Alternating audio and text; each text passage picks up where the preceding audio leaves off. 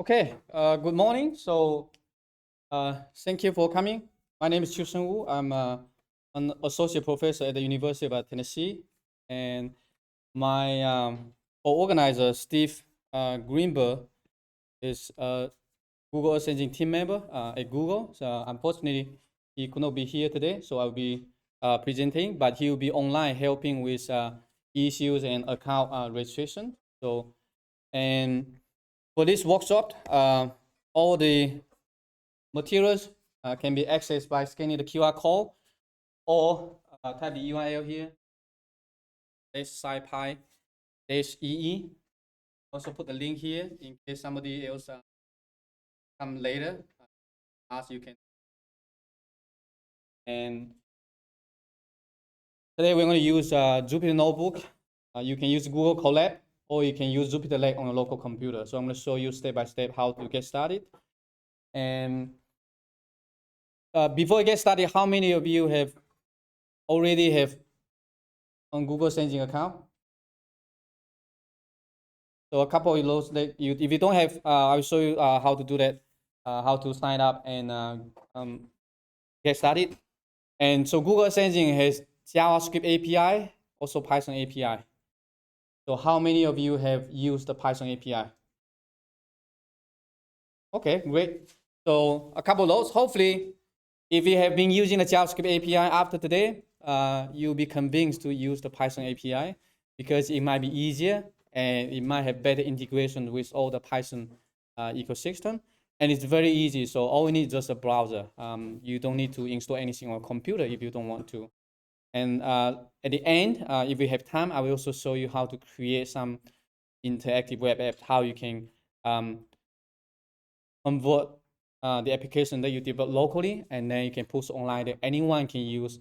But under the hood, it's very powerful. So you have access to over 80 petabyte of data in the cloud. So similar to like movie. So nowadays you're just watching movie online, right? Netflix, Amazon Prime, something like that.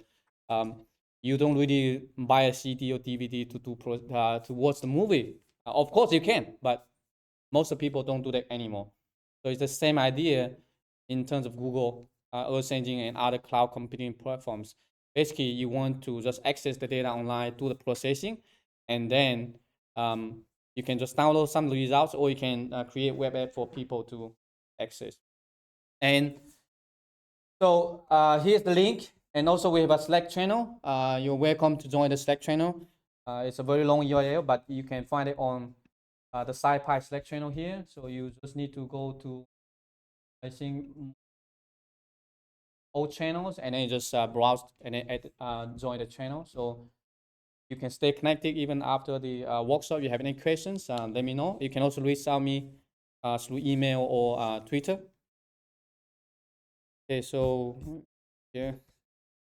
And the workshop notebook links is here. You can also find it on the Geemap website. So here, if you just type geemap.org, and so this is the documentation website for the package. The left side here is a workshop on the lower left corner. And you click at the bottom, let's SciPy 2023. So same thing. Basically, all you need is just remember geemap.org, and then you should be able to find documentation. And we go through the notebook today. It's a very long notebook, so we have breaks in between. But it's a very low requirement. As long as you know how to click the buttons, you're good to go. Of course, if you want to develop some complicated algorithm, you need to know the basics about Google Earth Engine and the syntax and other stuff. But it's very, very easy to use. And only a couple lines of code, you can do a lot of powerful data processing. So here's the notebook. And we're also going to have exercise in here. If you click right now, it's just the empty exercise. And so later on, you can work on this one. For now, you can just ignore this. So we get to this when we are there. And also, Google Earth Engine, Google is very generous. So they are offering the Geo for Good Summit ticket. How many of you have heard about Geo for Good? Summit. No one? Great. So it's conference going to be held in the Google campus in California.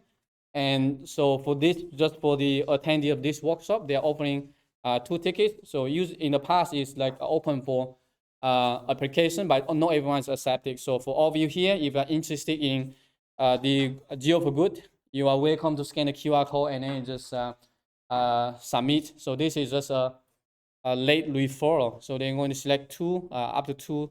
And then if you want to join, you can join it. So if you want to learn more about Geo for Good, there's a link in here, Geo for Good Summit. So link, you can learn more about the conference. So basically, it's all about the Google mapping products, Google Map, Google Earth, and Google Earth Engine. So it's a big part. And so usually they have like a couple hundred people every year. The last couple of years was online, but they are back to in person. So if you're interested in, just submit the link in here. Questions? But you have to cover your travel. So they don't sponsor travel. And I will teach Google Engine Python API at the workshop there. Again, 4 to 5 hours. Okay, so next, let's talk about the account registration. So definitely you need to have an account. Otherwise, you cannot test it. So you can just watch, but it's not fun. It's better that you can play with the algorithm, play with the Google Engine. So for those of you, if you have never used Google Engine, you don't have an account yet, just click this link, register. So just come here and then just click. You need to have a Gmail account. So I hope you have a Gmail account. And since I'm already registered, so it's opened up like this. But if you are new, let me see, you can open in here. Basically, just open and then sign up using your Gmail account. And then in the application, just type, have a note, SciPy attendee, SciPy workshop attendee, something like that. So hopefully it will be instant approval. If not, I also have this one here. If your account is not approved, just leave your name and your Gmail address in here. So the Google Engine team will be watching this spreadsheet, and then we approve you quickly. Okay, so just sign up here. Because I already signed up, I don't know how long is the application. Past that, you need some of the information, but it should be. And you can skip some of those, just type SciPy workshop attendee, and hopefully you will get instant approval. You can check it whether your account is ready or not by going to, if you go to the, just type Google Engine on Google, or you can go to the workshop here, click the link, the second link here, Earth Engine, and then you can open it. So once you come to this page, click the code editor. So this is where you can find out whether an account is ready or not. If your account is not ready, it will say that your application is pending or something like that. So you just click the code editor, and then it asks you to log in with your Google account. If you can see this one, you are halfway there. Okay, so that means right now you're ready to use the JavaScript API. For those of you already use the Python API, you are already there, so you don't have to do anything right now. So how many of you can see this interface? Okay, great. So who cannot see it? One, you cannot? Oh, this one here. Okay, you don't worry about it. This one is based on the whether you access some or other project, but as long as you can open it, you're good to go. Who need help? Okay.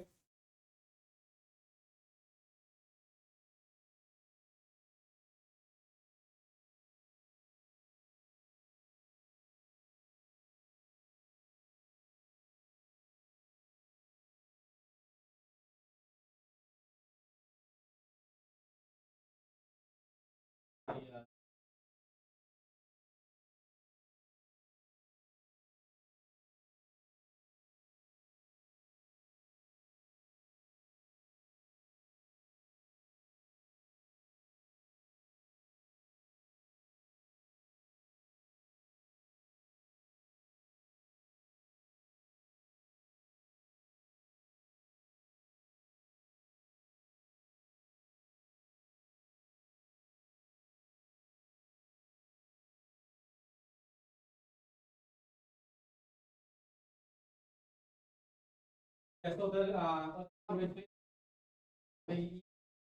now they're moving for project. If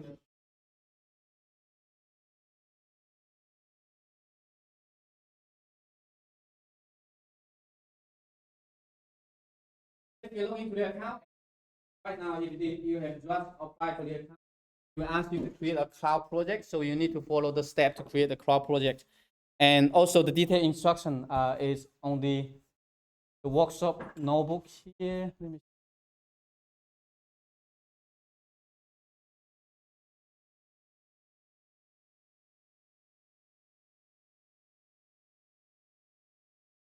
I put some screenshots here, the instructions. So tell you basically when you are creating a new account, it's going to pull up this one, and then just you need to create a cloud project. Yeah, otherwise it won't work.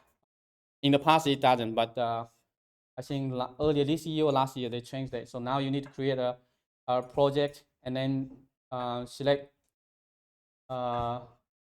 unpaid uses. They also have the commercial unless you want to use it, but you can try it out with the. This is free for research and education, so you can use it without limitation. And then just submit it and select this. It should take a minute or two, and then you should have your project registered. If you want to figure out whether it's ready or not, you can go to the Earth Engine code editor, upper right corner here, and then click your icon. Can you see your like a project name under there? Yes. If it's there, then you're ready. So if it's not, then you need to follow the instructions. Raise your hand if you need help. Are you all good? Okay, don't be shy. If it doesn't use anything, I want to make sure that everyone has. Any issues? Raise your hand if needed. I'm going to give you another minute, and then we move forward.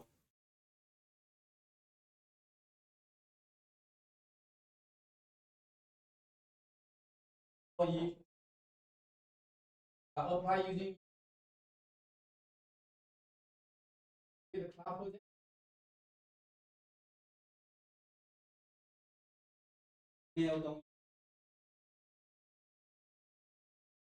Cloud project. Need to create cloud project. A lot of other stuff.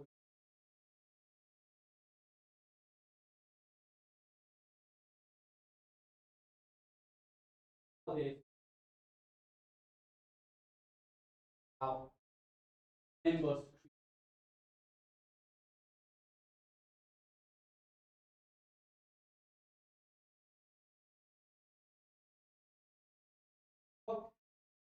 Give you an email.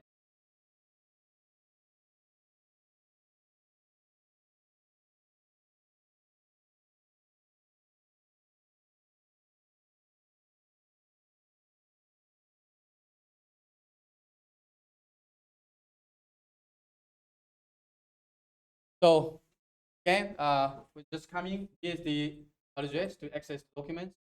We just going through the registration. So if you need, I will give you another minute. So make sure that you can follow. So here is the link, and then if you don't have an account, you need to sign up in here. And that's pretty much it. Okay, it might take a couple minutes to set it up, but once you have done it, it's one time only, so you don't need to re-register and to create a cloud project. You only need one cloud project. And if you really want to look into the cloud project, you can see the uses, like the computing unit, compute units, how many. Usually you don't have to worry about that. It's free, so you don't. And so we are going to use the notebook on Google Colab. So let me show you how you can access that. So you can, again, I can go to the workshop notebooks. At the top here, there's a button called opening. So just run this one on Google Colab. How many of you already have like Anaconda or Miniconda installed on your computer? Okay, great. Okay, more than half. So for those of you who have never used Anaconda, Miniconda, you can if you want, you just Google. Let me quickly show you. So this mini Honda, you just Google it, and then click here. Again, you don't have to do that, but I would recommend that you install on your local computer, although it's not required. Because if you use Google Search Engine, every time you run a notebook, you need to authenticate. So you need to click like maybe the button 6 to 7 times. It's a bit annoying. So they're trying to make it easier in the future, but for now, it's not as convenient. So if you install on your computer, it's one time only. So once you authenticate, you don't need to authenticate again. Yeah, just those mini conda, and then just download whatever setup installation for your operating system.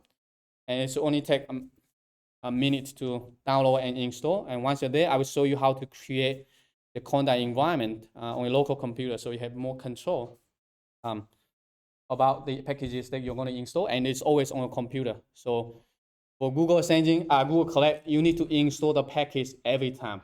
So if you open a new notebook, you want to run the installation, sometimes it can take a couple minutes. So you can do it here, just install it on your local computer. And so next, let's open the notebook. Again, you can just right click and then open in Google Collect. So here, once it's open, you can click the upper left corner here, the icon, to show you the table of contents of this notebook. And on the right, you should log into the account that you have your Google Search Engine, your Google Search Engine account. Okay, the account must be already have the Google Search Engine account, otherwise it won't work. Okay. And once you're there, I can show you like you want to test it whether it works or not. But first you need to install the packages. So this is basically every time you open a new notebook, you're trying to do Google Search Engine or Google Colab, you need to install. So you can just remove the hashtag at the beginning, or usually on the keyboard shortcut is Control/. Okay, Control/, and it's going to remove the hashtag at the beginning. See here.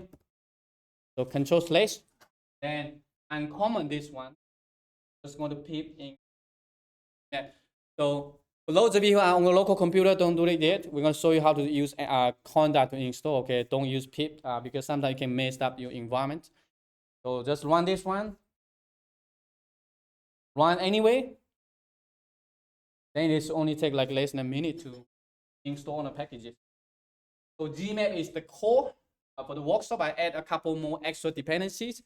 If you really want to see like what is in there, you can, let me show you, go to geemap.org, upper right corner.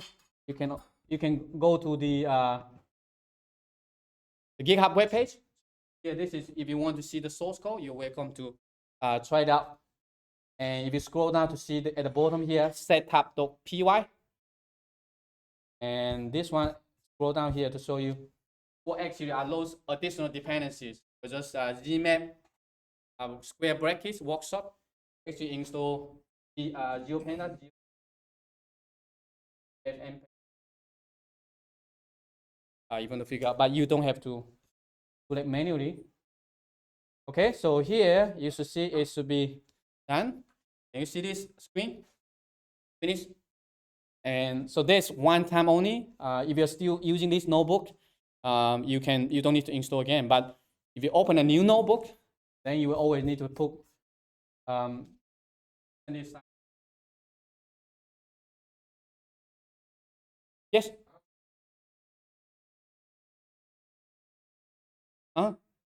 You mean let me see. Yeah, if you have any issue with could be just watch.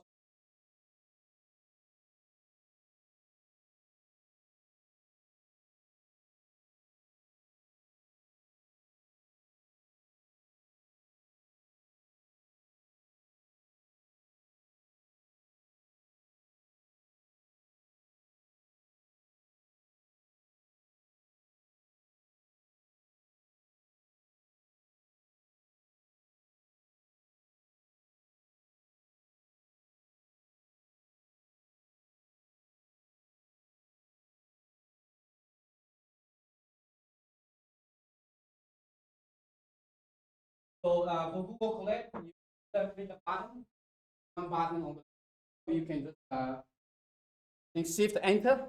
There's a shortcut.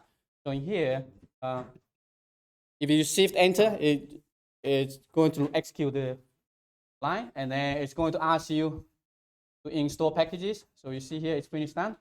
Sometimes if it's any error message or warning at the bottom, red color, asking you need to restart your runtime, you can do that. But in this case, you don't have to. So sometimes if it's anything is stuck, just click runtime, and then you can just restart runtime.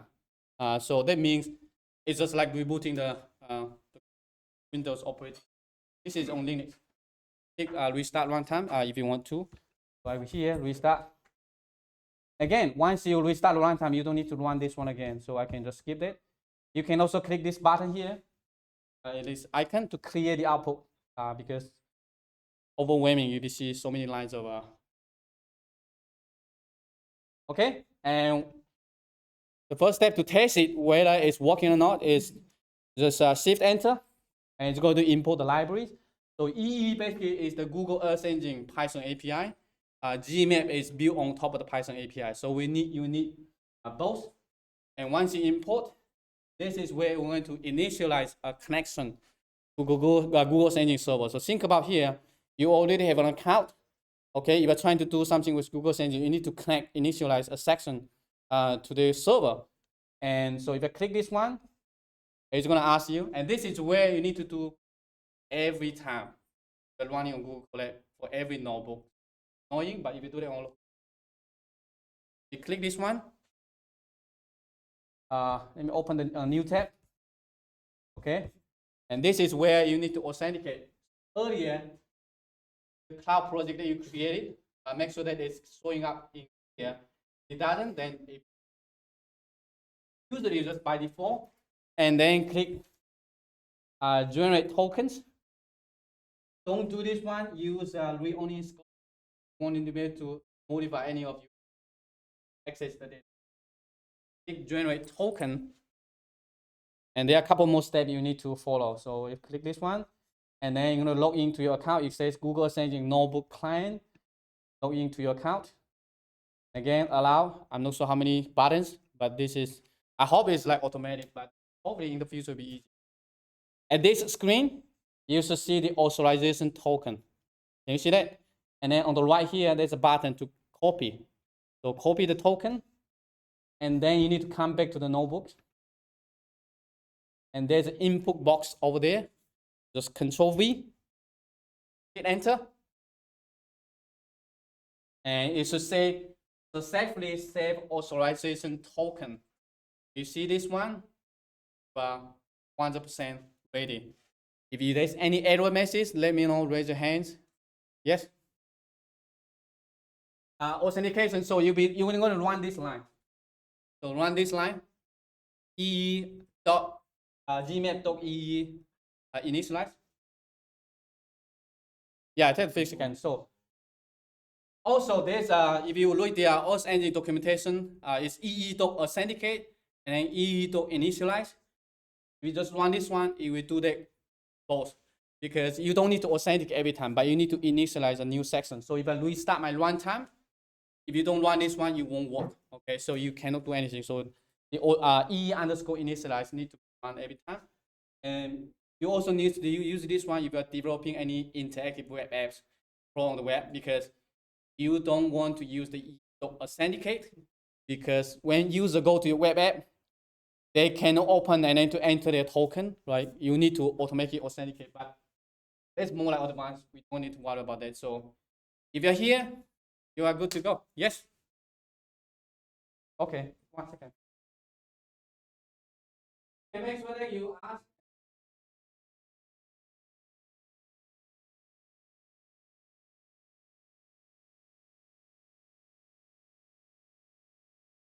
Let me show you.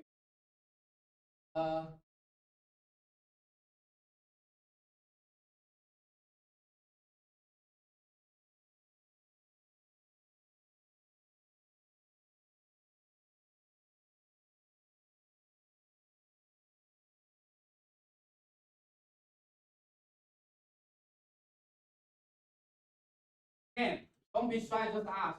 I make sure that you follow, otherwise it's going to be.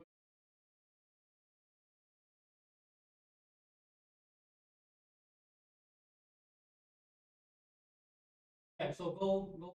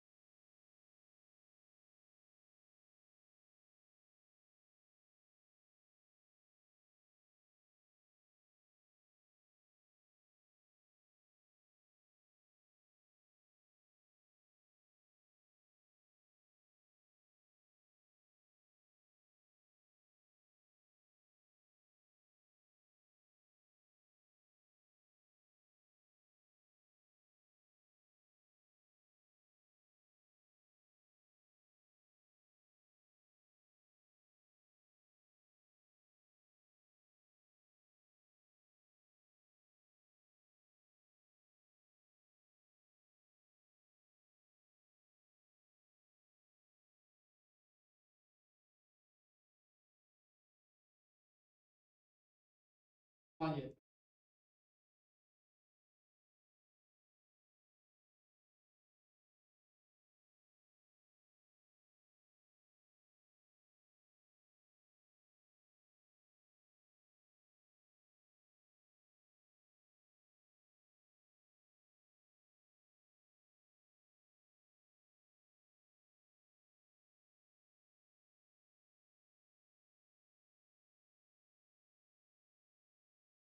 That's already done.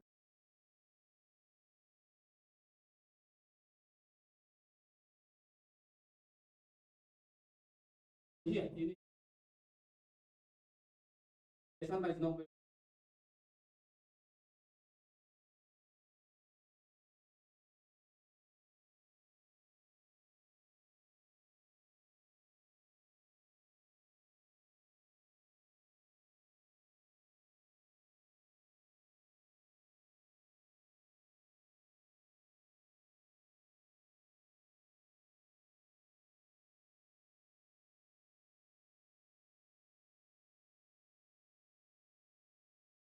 You see the map ready. That's a little bit frustrating users, but it's one time only. So, and hopefully in the future, the Google Engine team will make it a lot easier. So once you have that, and then you can just go through the notebook. We go through step by step, but for now, you can just quickly, if you want, you can see the map. So just run these two code blocks. If you can see this one, you're good to go. If you cannot, raise your hand. I can help you out. Yes?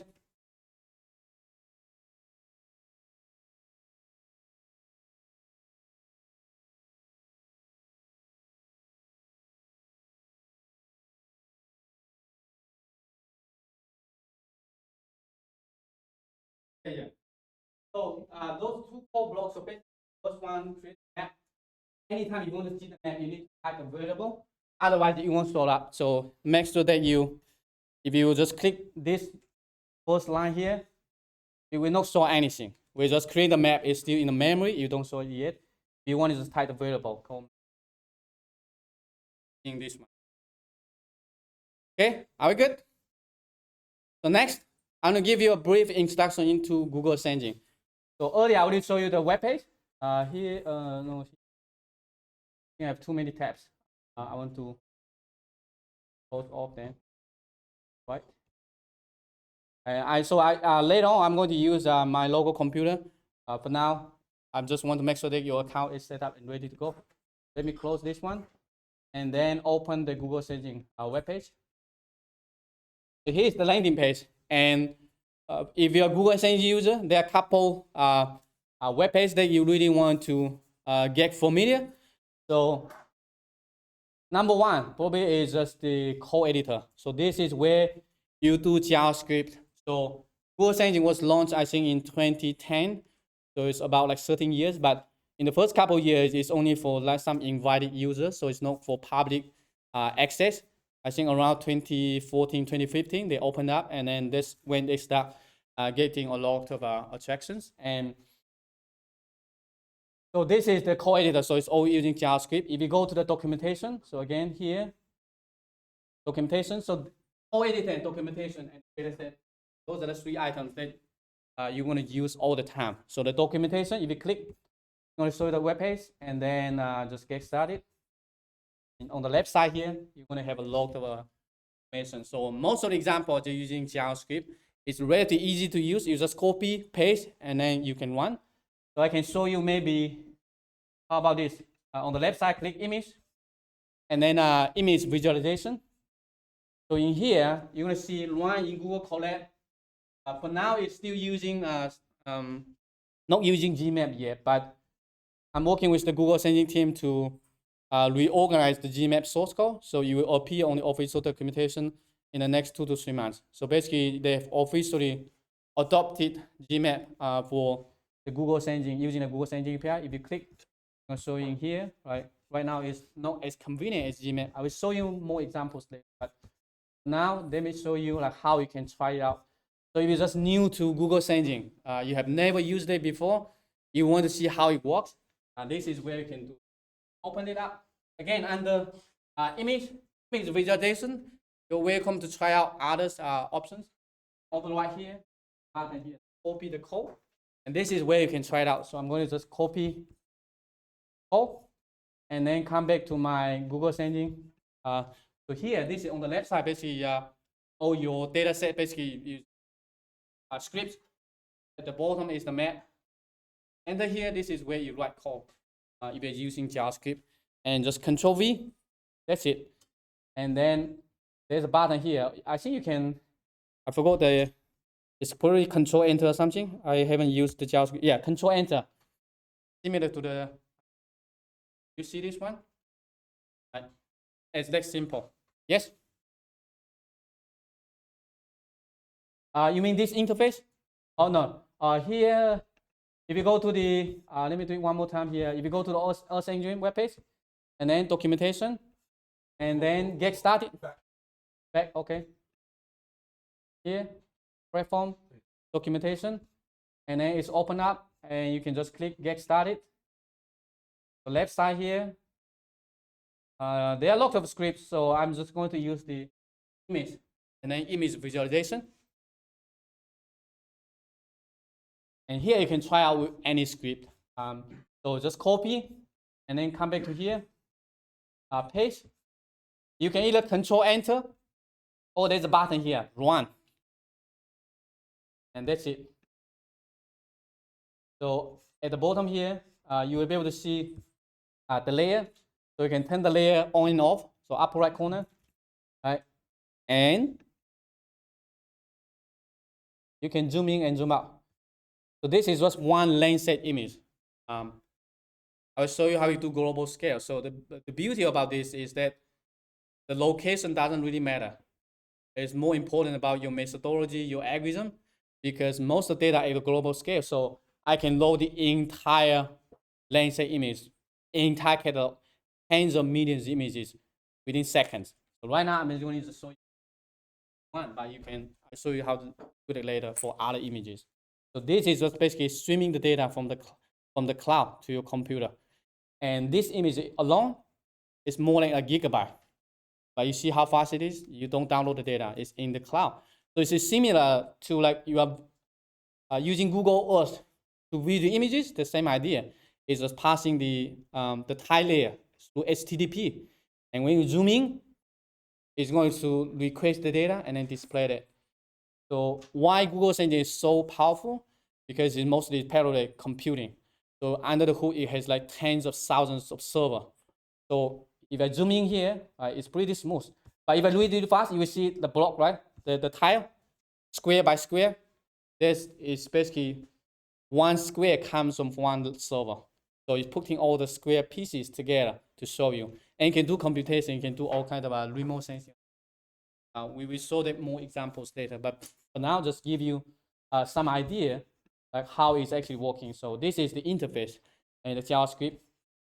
And Google Sensing also is the Python API, but the Python API initially doesn't really have any visualization functionality. It's not interactive.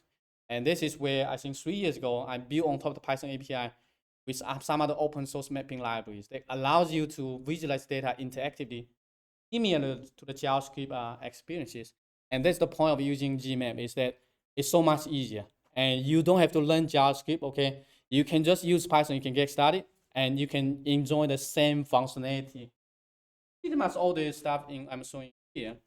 I've never been really into JavaScript. I cannot get used to the syntax and other stuff. So Python is so much easier. And also JavaScript, you are locked in this interface. You cannot do things outside this interface. It's not as convenient. So Python, you have editor of your choice. Visual Studio Code, Python, whatever, Jupyter Notebook. And you can also interact with your computer. So if you need to read a strat file, or polygon, or vector, or raster from your computer, if you want to do it in the cloud, you need to upload the data to your cloud. So if you're new, you can click the access here. And this is where you can see your data set. So previously, for legacy, they give 250 gigabytes of free storage. But the data catalog already has over, I think, 80 or 90 petabytes. Okay, so 80,000 terabyte data. You can just think about pretty much all the satellite data in the public domain is already there. And in the past, probably you go to the data portal trying to download images and then trying to do that. It's not going to work in the next couple years. So Landsat next is going to launch in 2030. Okay, so just 7 years from now. And right now, one Landsat scene, just like what I'm showing here, this is 1 gigabyte. Okay, it's probably okay for you to go online to download one piece. Landsat next, the spectral band is going to double. Okay, and the spatial resolution is going to from 30 meter to 10 meter. So think about here, twice of the spectral bands and 9 times of the pixel size. 2 by 9 is 18. So do the calculation. So in 7 years, one of the Landsat thing like this is. I'm not sure if you want to download it computer. You do that at home, probably you're going to exceed your bandwidth quickly. And this is what you need to inform from local desktop cloud computer. Because if you know that, it runs things very quickly. And it doesn't matter how big is the area, how big is the image, it's just seconds.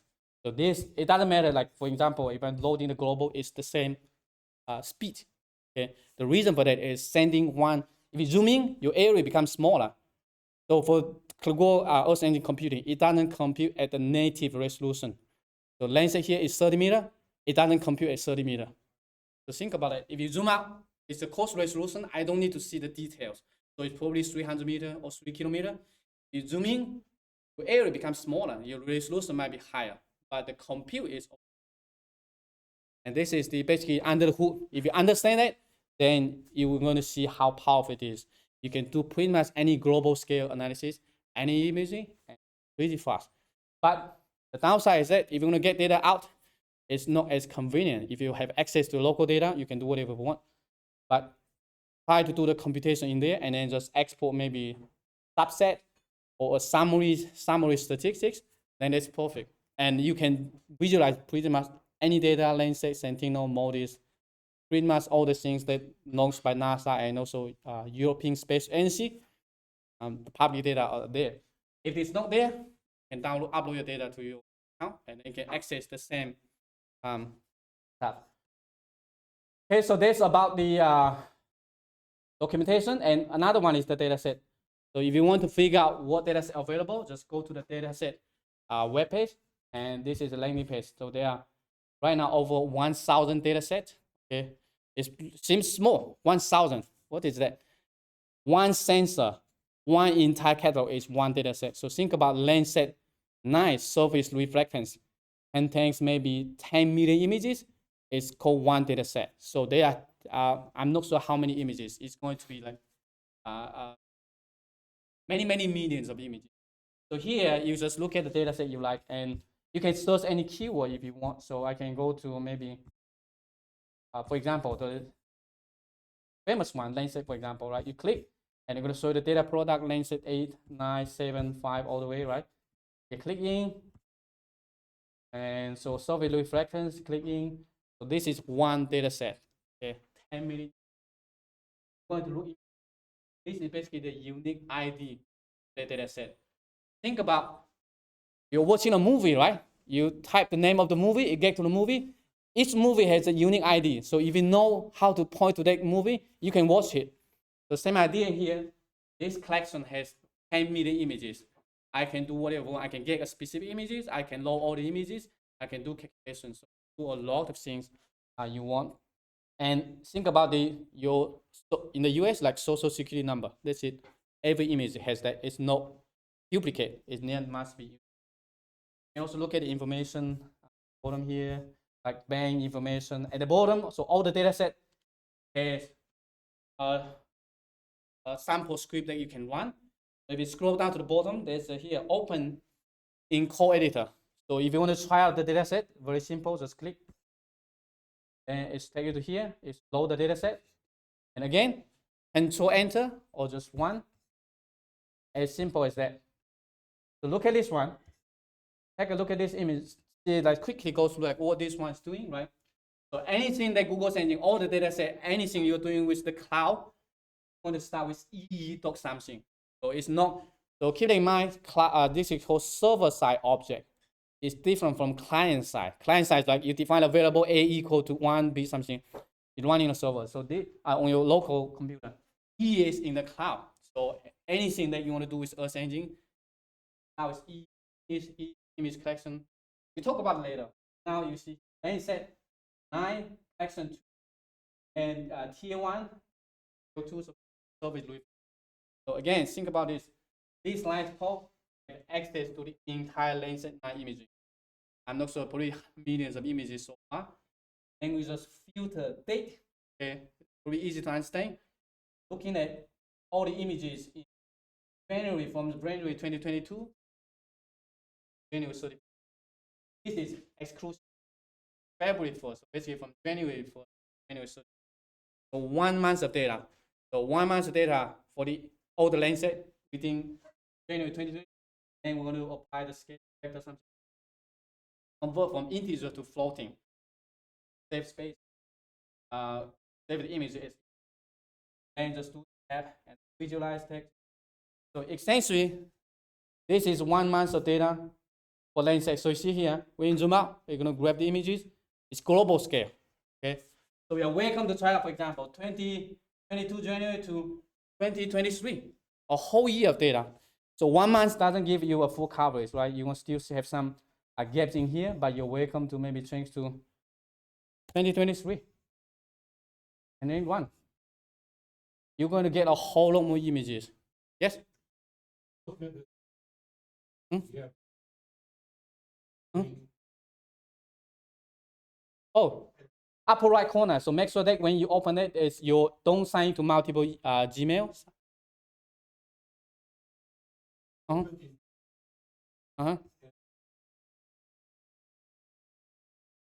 Let me see here. Open. So mine is let me see.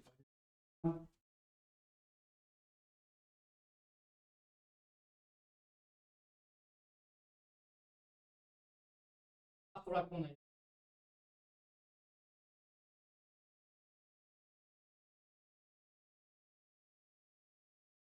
Okay, so with default upper right corner.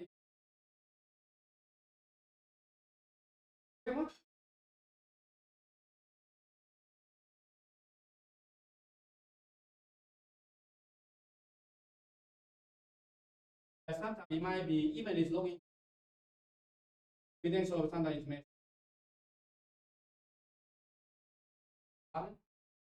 It's better to make other form, so you can always copy and paste. It should work. And again, let me run. So you see here, this is a whole lot more images. When I zoom in and pan, it's not as smooth as a small image. So this time it's going to run, you will see here, the entire data catalog. So it's going to send to all the servers and then just aggregate the result to show you. And although the result doesn't look good, but you're actually right now loading millions of images. And you're trying to download that, good luck. Okay, it's going to be many, many terabytes of data, but we are accessing within seconds. So we get to the data set, we filter, run it, and we get the result. You can change the combination. So you can change, for example, here, value. It's all customizable. And we show you how to do that in Python. But I'm just going to give you a flavor like, of how do you run it. This is how you run it. So you run the code, get the result.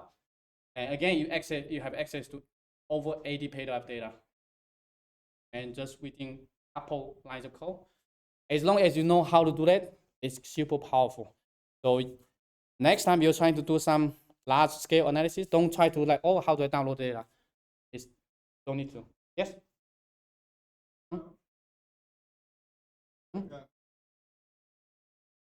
Yes, you can do that. We'll show you how to do that. You can point, line, polygon, you can also display any. So here, upper right, there's a search places in data set. For example, if I'm doing data for a specific country, I can just maybe just pick countries, search yes, and counties, or we can do county or countries, yes. And at the bottom here, it's going to show you some of the vector data sets. So not only for raster, you can also do vector data. Or you can choose, for example, the FAO 20. So I would maybe select this one, SIB, simplify, because Google Things is best suited for raster analysis. Vector data is okay, it's not as efficient as raster. Vector data is difficult to subdivide into small pieces because it's a whole, and raster data is just pixels, so you can just subdivide easily.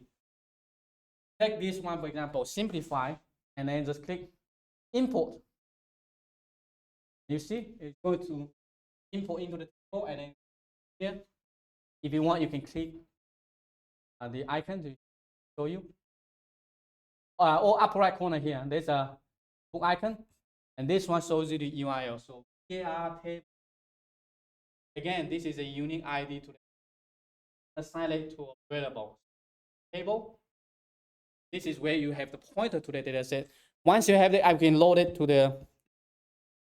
We can load it to the script. So again, let me click this one, and I can scroll down to the bottom here. Just add a new line. All right. Now you know the ID to the data set to the table variable. So what we want to do is map uppercase dot, and then it's probably control space. So if you click map dot and control space, that's the keyboard shortcut. Or you can just, if you know, you can just type, and then just add layer. You see here. So the layer name, so the variable, so this is called E object. So you can just type table. That's it. Map.add layer table. Right. If you use other variable name, is whatever variable name they use. And that's it. So every time you change something, you need to rerun that.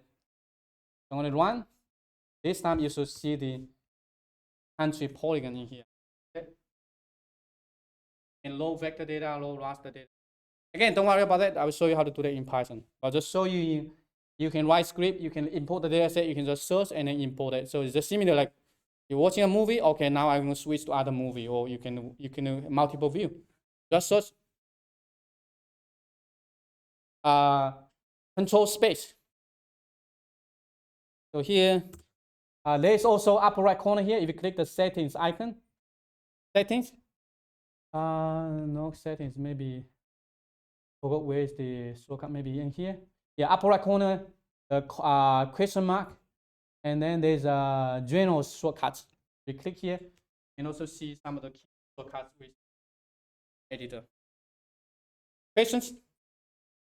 So I don't use JavaScript, so I don't use this one anymore. From time to time I may try it, but most of the time just do that in Python. Okay, this is the basic, and all the procedure is pretty much the same. You figure out what data set you want to use, copy the script, modify it, see what it looks like, and then you can start thinking about what do I want to do with this one. Think about you're watching a movie, right? I want to figure out how many times that person appear in that movie. In this, it's very simple, one line code. I can click it. You can figure out like how fast someone is moving or blah blah, something like this. Same idea. You can do a lot of analytics, and the procedure is the same. Data set, compute, result, visualization, like that. So everything is running in the Google Cloud, and we're loading images very quickly because it doesn't run on a local computer. So that's the power of Google Earth cloud computing. And next, let's start doing Python. Okay, JavaScript is great, it's easy to get started, but it's not as scalable or as easy as Python. And one of the downsides is that JavaScript, you only have one IDE. It's not very, nowadays you probably want to use ChatGPT, Google GitHub, the GitHub Copilot, right? So many Copilots. I just type a couple keywords and then you autocomplete. You cannot do that in JavaScript. It's just the interface, the editor doesn't have that power. If I'm on a local computer, it's so much faster. So I can write code much faster. And you have IDE, you can integrate with deep learning. You can integrate with desktop.js. For example, QGIS, ArcGIS. You can access to all the data set. You can all have use a lot of Python packages, right? We have a lot of tool visualization packages. So basically, it's more flexible and it's very powerful. So I'm going to show you how to do that. So next, let me show you how to get started. So if you want to install it on local computer, I would just recommend that you use Conda first. Of course, you can use pip, but sometimes some of the Python packages, especially IPyWidget, IPyLeaflet, it's a bit tricky. This is the way I'm going to show you how you can do that. So first of all, make sure that you download Anaconda or Miniconda. So just Google. If you already installed it, then you don't have to install. So I'm just going to search Miniconda and then just download whatever packages for your operating system. And once it's installed, then you can open your terminal. So I'm a Mac computer, I can open my terminal. If you're on Windows, you can open the Anaconda prompt. So after installation, there should be a start menu, and I believe it is Anaconda or Miniconda on the menu. And then just open it. So this is the terminal. I'm not sure if you can increase the font size. Okay, that's great. So here, I'm not a Mac user, so I only, when I travel, I use, I'm using Linux. So here, this is where you create an Anaconda environment. And again, you can welcome to open the Google Chrome. Here, these are the 4 lines of code. Copy one line by one line, and just paste it, hit enter. It should install that automatically. And you might notice here, by install PyJS. Basically, PyJS is another package. It includes Geemap and also all the additional dependencies. So basically, once you finish that, you need to install. Of course, you can just pick by install Geemap, that's fine as well. But this notebook requires some additional dependencies like GeoPandas and others. So let me show you here. I can just do it step by step. So I'll be Conda create and then -n. -n means the name of your Conda environment, and then you can just Python. I think it also supports 3.11, but to be safe, I will just Python equal to 3.10. If you already use Python API before, I recommend you create a new one, because some of the new stuff I just added last night. So you won't be able to use those new features or some bugs. And don't try to install it into an existing environment. Sometimes you mess up and then the map, you cannot see the map. So just hit enter, and then it asks you like, do you want to proceed?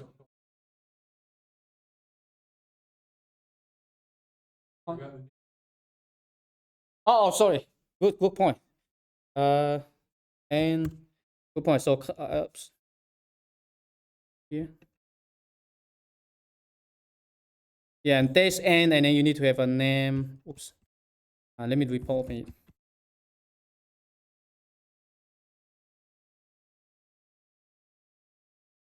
So Conda create -n g Python equal to 3.10. Okay, hit enter. Oh, sorry, run too fast. 3.10, hit enter. 3.8, 3.9, 3. I think it's also supposed. Then just hit enter. It should be pretty quick. We're basically creating a empty Conda environment, and then you can start installing the packages. And once it's done, then just type Conda activate name of the environment. So conda activate GEE, whatever name that you chose. And you can also use, I think, Control L to clear all the output. And on the left side here, so make sure you pay attention. You also have a parentheses and the name of your environment. In my case, it's GE. Okay, and this is where you can start installing all the packages. And so you can use Conda or you can use Mamba. So Conda is a bit slower. So if you need to install a lot of packages, like a package is very complicated, depends on many things, it might take hours to resolve all the dependencies. So Mamba is much faster. So if you don't know how to do that, you can, oops, where's my browser here? So you can just copy this line. So what we are doing here, Conda install Mamba into your base environment, but you can also install on your within the environment. That's fine as well. So maybe I can just conda install and then Mamba -c conda first. So basically, when installing, you can also install to the base environment. That means it's only one time. You don't need Mamba, but sometimes you might mess up with your local conda environment. So conda install Mamba -c means you're going to install it from the conda first channel, and then just hit enter. And that's it. Just hit enter again. And once you have this, every time you're using conda, you just Mamba install something. It's so much faster. So you can test it like conda install IGS. Will take a while. Okay. And once we have this, then the last step is to install the package. So PyGS contains Geemap, LeafM, and GeoPandas and all the geospatial packages. So Mamba install and then DC conda first PyGS, or you can put PyGS at the beginning. Conda install PyGS, whatever. And just copy the script from the Google Docs. It's the same thing. And then hit enter. And this is where it's much faster. The first time I might be a little bit slower, but it's basically resolving the dependencies. Think about, although we are installing one package, under the hood is install probably 200 to 300 packages, because one depends on others. So it's just like a tree structure. Here, if you want, you scroll up, right? There's a lot of packages. And then, yes, go ahead. Google Docs, so it's here. It's the same document. So at the bottom here, SciPy workshop. So if you bit.ly slash SciPy, and it's at the bottom here. Okay, so you just copy and paste, enter. It doesn't work. Oh, so you have it installed Miniconda? Is it a Windows operating system? And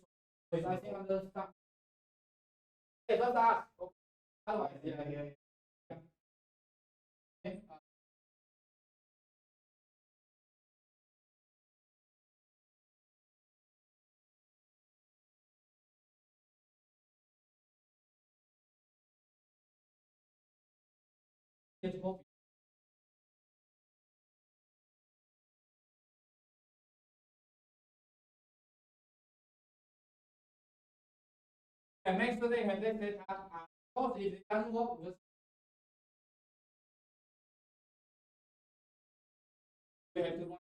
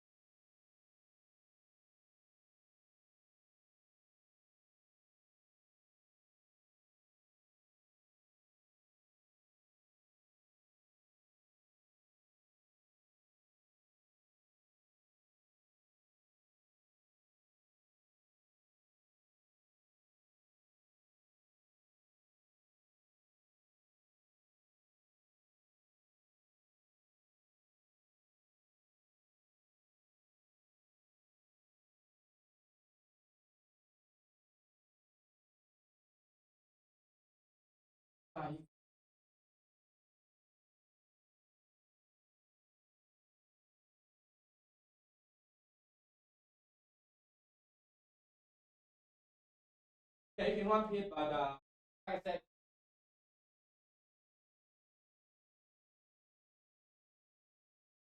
so anywhere is using conda number. Don't use pip. On the Google Colab, we need to use pip because conda is not available there. But pip is not very good for geospatial packages. Sometimes it's, some of the dependency will not be installed properly. Again, bottom line, just use Google Colab. So click this one, and then just open in Colab, just like I showed you earlier. Authenticate, and then you're good to go. Okay.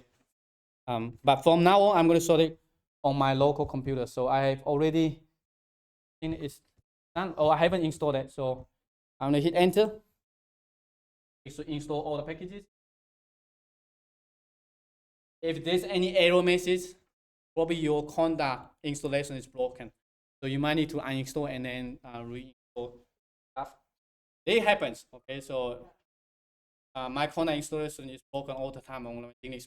Sometimes I install and it messed up. But you can always clean up and reinstall from scratch. And you might take another who you probably install. You see here 381 packages.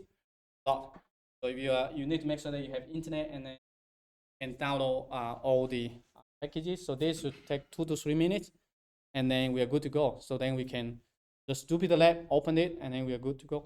So next, let me show you how you can get to run that on your computer. So what you want to do is to upper right corner here, click the button, and then you download this one to your computer. So I think I already downloaded yesterday. So let me show you here. So SciPy 2023, hit enter. So just download the notebook to a directory on your computer. And so once you have that, you see here it's done. Control slash, right? So if you just open and so if you let me see, like if I close it, right? You open the terminal again. You're always welcome to, like, if you open a new terminal, it's the same step. So conda activate G or whatever name that you choose. So conda activate G, hit enter.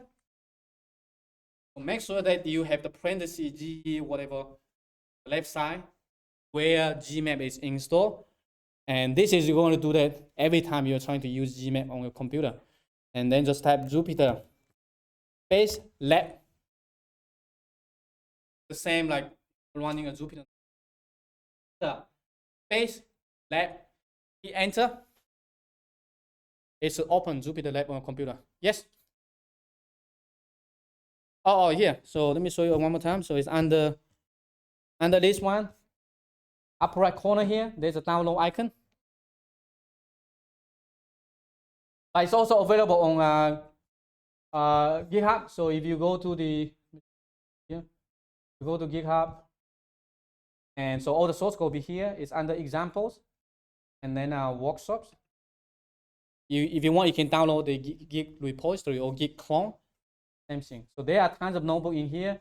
If you look at the documentation, right, and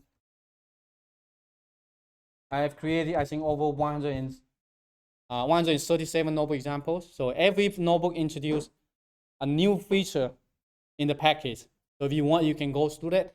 Also, I have a book here on the left side. On the left side, the second menu, book. So I'm finishing up the book. Hopefully, we publish it later this month.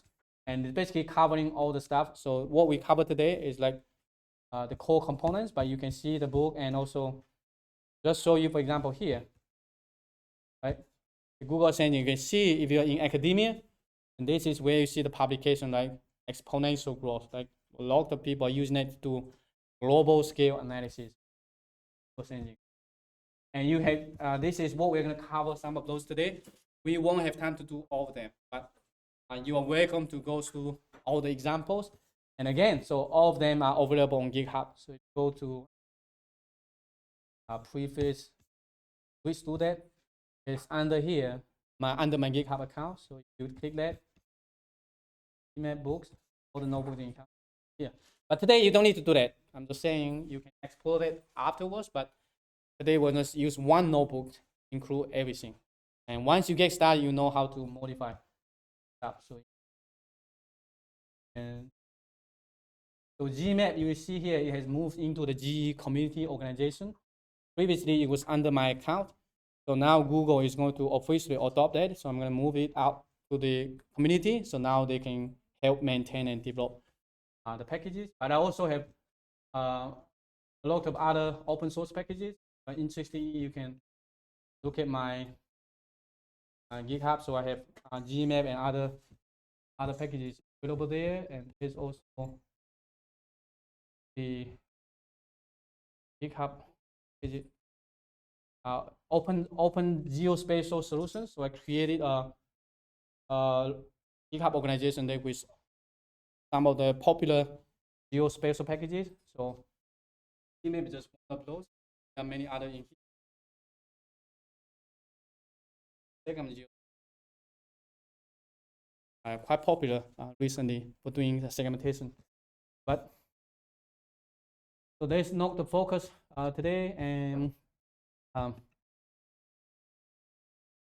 now we can get started with the Python. So earlier, when I typed Jupyter Lab, right, it's open the Jupyter Lab. And on the left side, if you open under the home directory, you already see it. Otherwise, it's going to be under here. So SciPy 2023, open it. You should see this notebook. So it's the same if you're running on Google Colab, you should have the Google Colab. Can you open this one? So again, it's from the,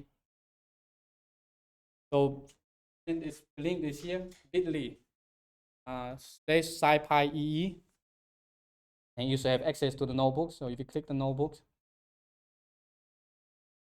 and then upper right corner here, there's a download icon.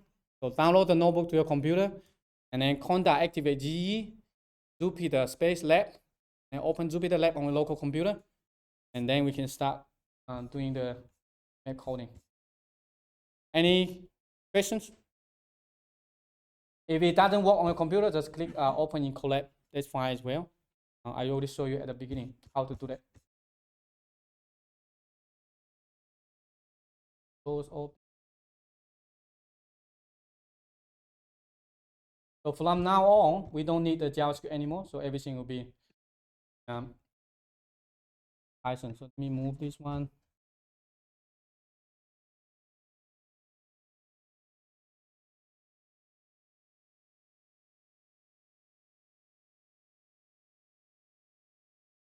And maybe let's take a 5 minutes break, 4 to 5 minutes, 9:15. Then we come back. So if you're having issues loading this up, let me know. I can help you and then get you ready for the next section. If you have already opened this one, you're good to go.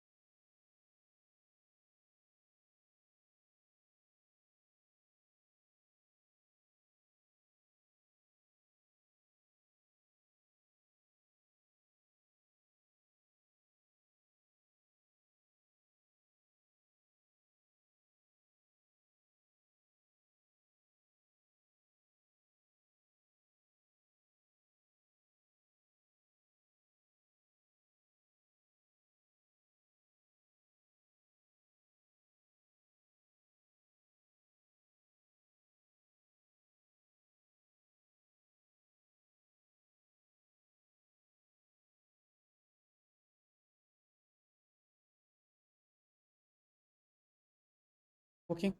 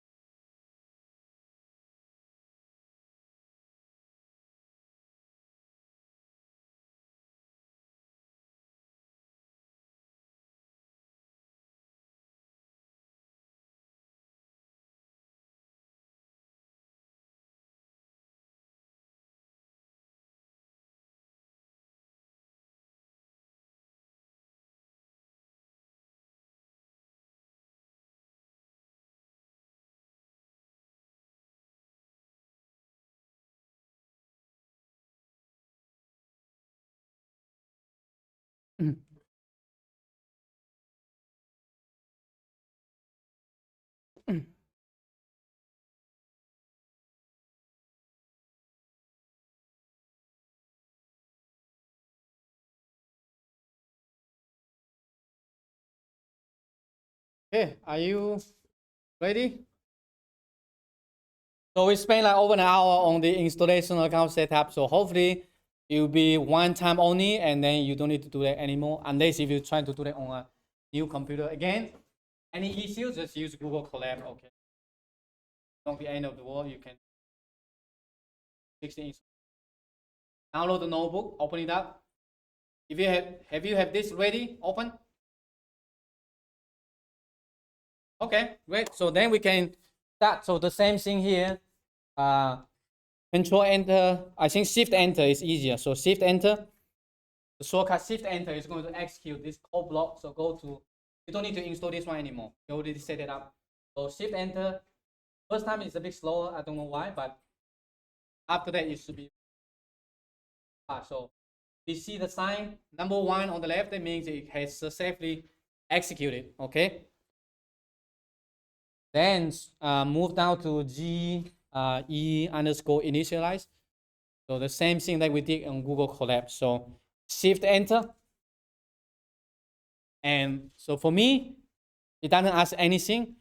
For you, it probably asks you to authenticate, log in, the same step that we did on Google Colab. And once you've done that, I can run it again. It will not ask you to authenticate anymore. So the reason for that is when you run this one and then copy the token, paste it. Let me show you one more time. So it's actually the file is storing on your local computer. So there's a credentials. Don't open it, okay? Let me show you where's the step. So I'm going to go to my account. I think it's hidden. I'm not sure if you can see.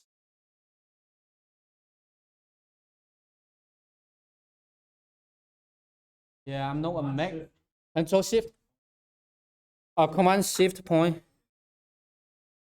Okay, perfect. Yeah, I'm not a Mac user, so I on Linux is like Control dot, so I can show it. So here, if you see, you should find one like under .config. So if you're on Windows, it's under your user directory. You only need to show the hidden file, otherwise not there.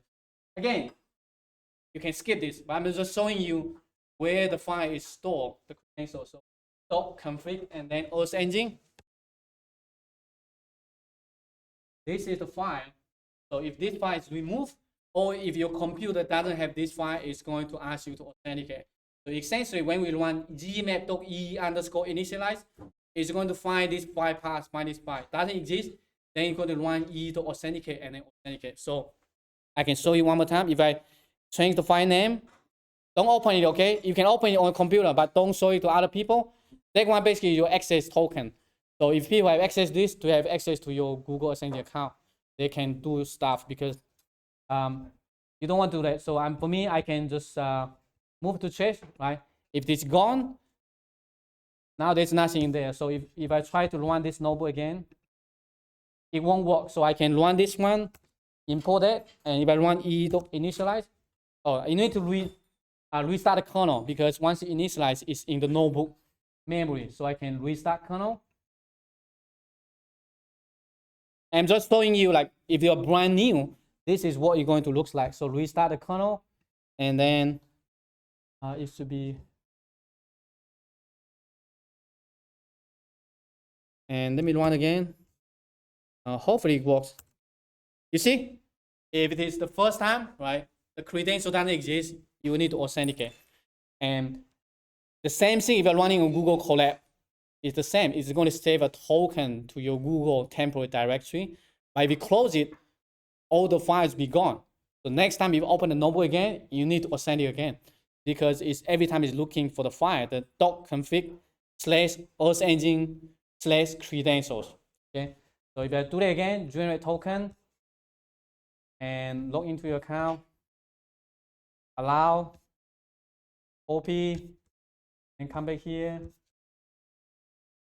And just paste it. If you're using Visual Studio Code, the import box will pop up at the top. Sometimes it's not very obvious. So if you just Control V, hit Enter, and if you go back to your file, you see it's created again. Every time, so access token will change. The content, if you open it, you can essentially copy this one to other computer, and under the same directory, if file exists, it can. Okay. So this is why you don't want to let other people look at the content, has all the credentials. And once it's done, then we start doing coding, right? So here, Geemap.map basically is just like creating the map and assign to a variable and then this. So you might notice in here, like uppercase M, you can use any variable name you like lowercase m or whatever name. But for all my notebook, usually it's used uppercase M. So the reason I'm using this is to be consistent with the JavaScript API. So the JavaScript API, that variable exists in the code editor.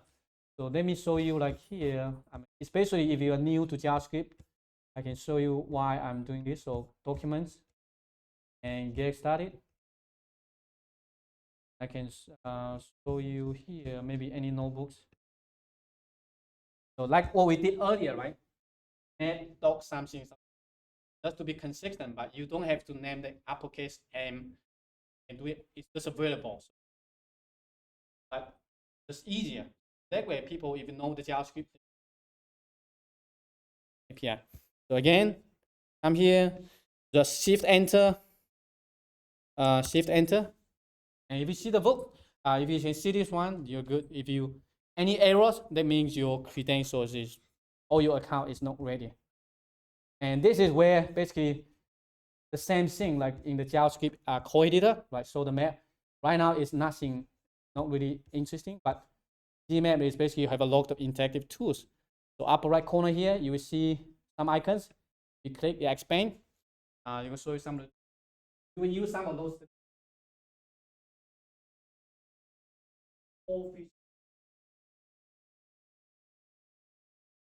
I add more features. In the scope of the core feature, but it's a nice to have. And we're going to add more and more. Also on the left side here, you can see here, you can search address. You can search latitude, longitude, you can search data.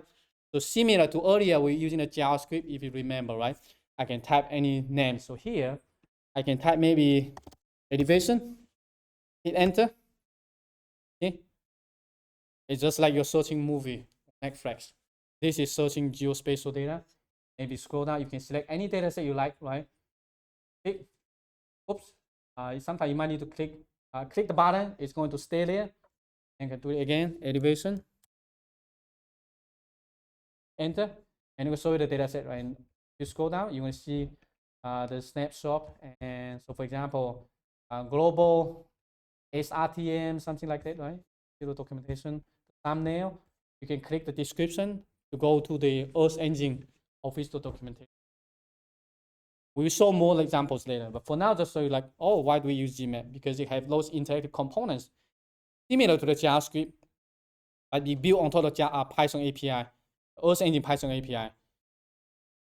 So think about the API, it has two components, computation and visualization.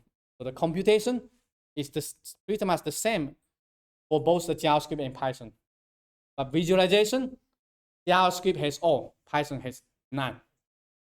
And that's why Geemap fills the gap, right? You can do the visualization, you can also do the computation in the Python API. And later on with the example, you will see how powerful it is. So I click the icon again, it's gone, right? So this is the most basic map. Right now has nothing to do with Google's engine. It's just a Google-based map. And upper right corner here, if you want, you can try it out. So here, I click button. The second row, the first icon, like the map icon. You click, you can change the base map. So I can change it to Google Satellite.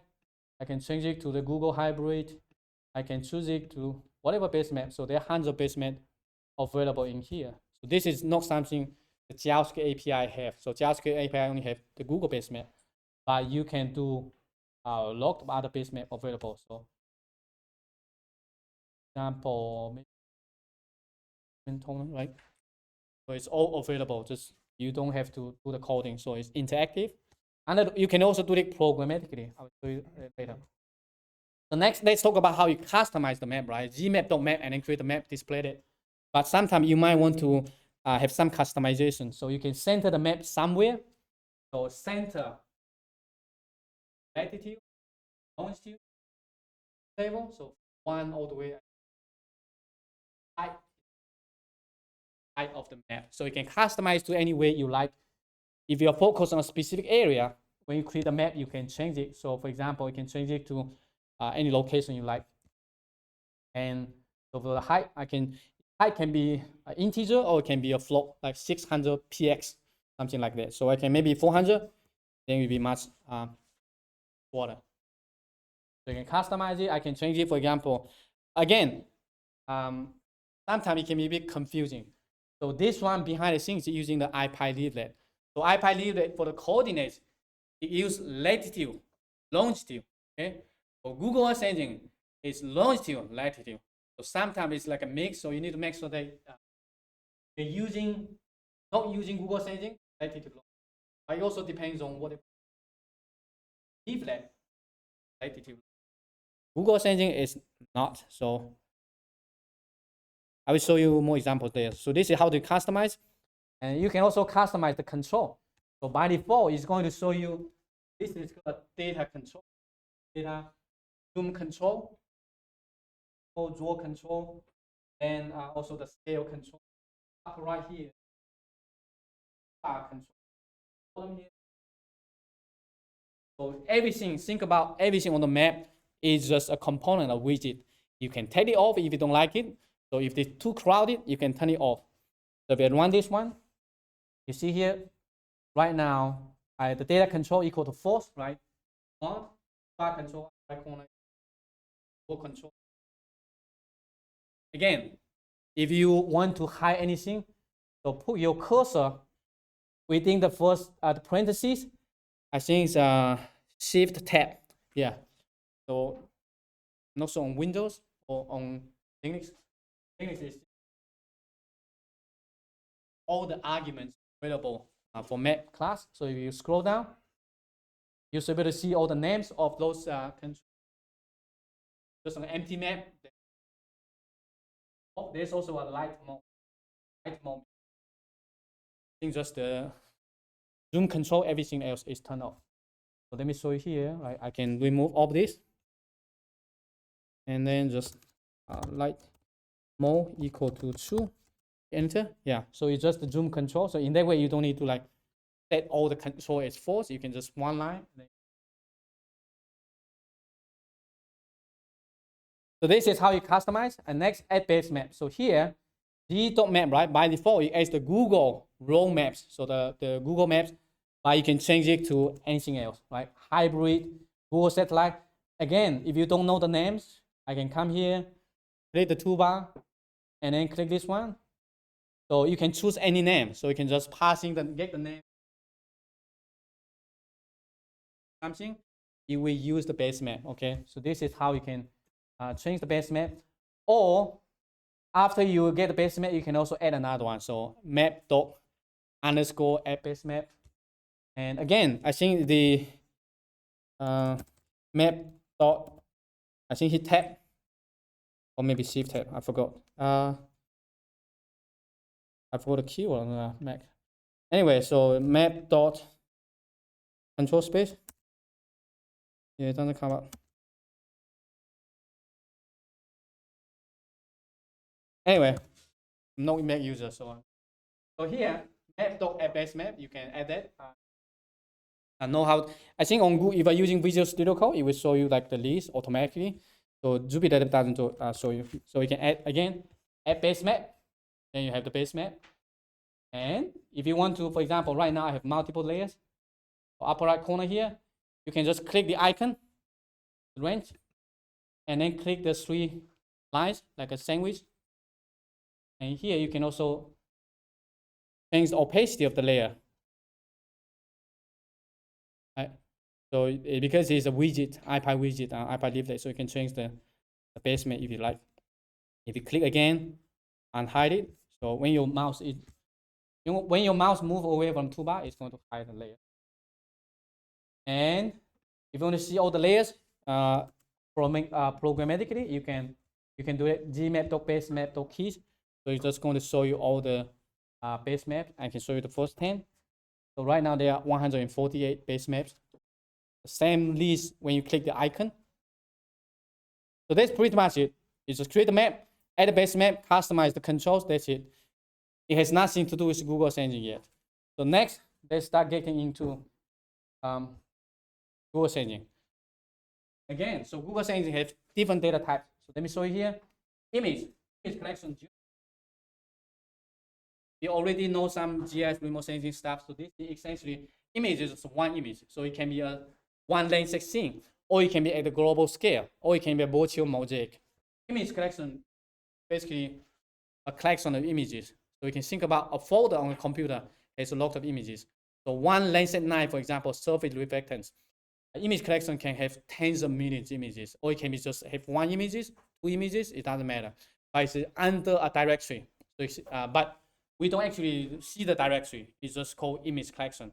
And there's a pointer, unique ID. Geometry basically is just the shape.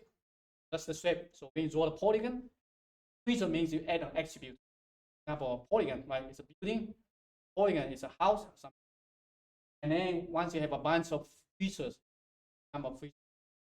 this is similar to the, if you use any GIS data format, a shape file. One row is a feature, a bunch of rows is a feature collection. So that's it. So these are the key data types in Google Search Engine. Once you have know that, it's going to ee.image, ee.image collection, ee.something. So the data is in the cloud, so you don't have to actually download the data, but you can run computation on that. So first, let me show you this one, ee.image, right? Again, this is a unique ID. So usually, sometimes you'll be who contribute the data and what the name of the data. Sometimes you might have multiple hierarchies, or I think usually minimum you will. Or for example, Landsat, right? Landsat 9, collection 2, something like that. Sometimes it can be pretty long. And in this case, we just get access to the data, image, assign to a variable, and then print out. That's it. You don't need to use print. If you're already a Python user, in the past, you probably use .getinfo. You don't need that anymore. So right now, you can just click this one. You see, you can see the band, see the data. So essentially, you can think about you are looking at the metadata of the image, just like you're looking at the movie, right? What's the name, when, what's the cast, something like that. You can look at the property if you like. And so this one, the type is the e.image, ID, version number, what bank. So this is the bank name. So if you use desktop GIS, like open the imagery, you're gonna see this is the elevation, so the name of the image, and then description, something like that.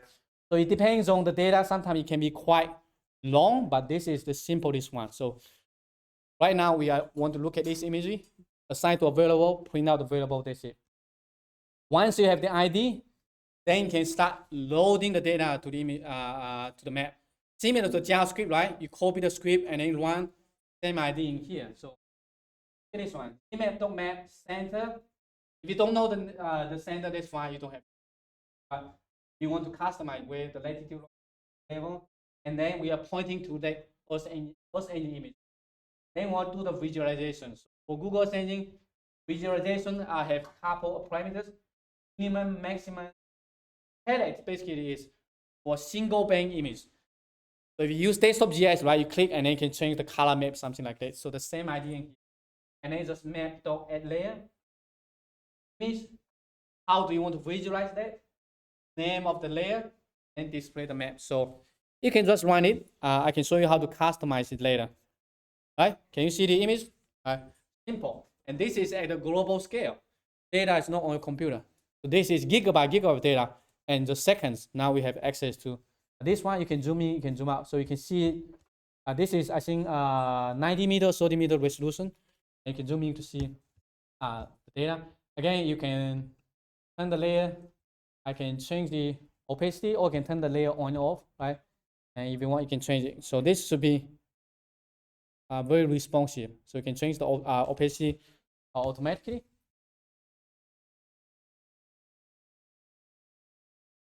And for the map.add layer, shift tab.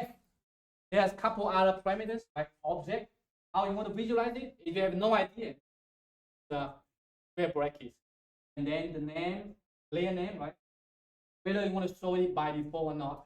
Also the opacity. So here, they say, okay, I have no idea about how I'm going to visualize that because I haven't seen the data yet. So usually, I mean, if you're just looking at new data that you don't know about, At least you need to know the ID, and then image assigned to a variable, and then it's an image. And so here, visualization parameters, if you don't know it, you just put a empty curly brackets, and then just shift enter. Okay. By default, it's a grayscale. Yes.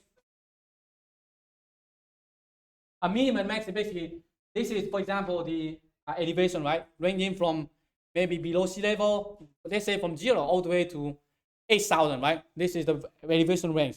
So you set the minimum and maximum, basically, anything below that is going to be the color of the first palette. And any above that is going to the last color of the palette. But if you don't know that, you can just keep this. Like, so this is what it looks like. It doesn't look good, right? And this is why you want to use the palette, basically control the color. But let me show you in an easier way, right? You just have this upper right corner here, click, and then switch layer, and click this one, the settings icon. So this one allows you to change the palette interactivity if you have no idea what it looks like. So I'm going to click here, and right, 1 band, 3 bands, and there's a color map in here. So this inherit the map property color map. So I can select whatever I want, right? You can just change to anyone. And since this is a DM, so I'm going to choose terrain. And at the bottom here, you saw the preview of the color map. Here, apply. Oh, this is because the elevation is too high. So I can double click here, maybe change to 4,000. Hit enter. Run again. This is similar to earlier when we have set the minimum, the maximum, the palette, something like that, right? Remember? Sometimes, because if you don't have a visualization parameter. Again, double click here, and enter whatever number you like. So 0 from 4,000. Let me do it one more again. So let's run this one again, right? So I get the map upper right corner here, and then this layer control, and the settings. Yes, so import, there's a import here. Let me see if it works. Probably in the notebook it works. It automatically create a new cell beneath. But for now, I think I probably improve it just show you that so you can copy and paste. I will do that in the next release. So when you click import, and then it's copy to your clipboard, and it's just Control V to the next one. But for now, I think for this one, it's pretty straightforward, right? So the value and also the color palette. So what you need to do is figure out the name, and then I can come back to here. I can do that again. So I can, you can either create a new variable, or I can just write in the square brackets. So now they show you how to customize it. It's so easy. So I will be, what's that called? The quote, and then minimum, for example, equal to 0, and then again, quote maximum equal to 4,000, and then comma palette. And now this is where it's so easy. So you can have terrain and run it. You see? So now you don't need to remember the palette. You can use the name of the map properly or the color map, just like what I showed you in the drop down list. Right? You can change to whatever, like green, anything, or jet, for example, here, or cool warm, for example, right? Cool warm. See? Customizable. So if the name doesn't exist, it will show you the error. So you was going to say, oh, it doesn't exist. You need to change another one. And this is how easy it is. You can use the interface to change it, or you can just write the code, or you can assign this to a variable. And as I mentioned earlier, there's another parameters. So it's also the opacity and also the you want to show it or not. So I can say comma false. False means you don't want to show it by default. And you can also set the opacity, maybe 0.5. If I run this one again, you see, by default it's hidden. Yes?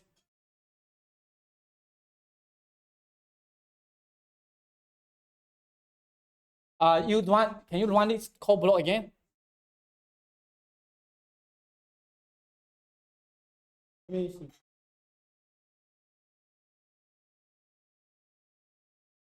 Yeah, we start the kernel, if it doesn't work,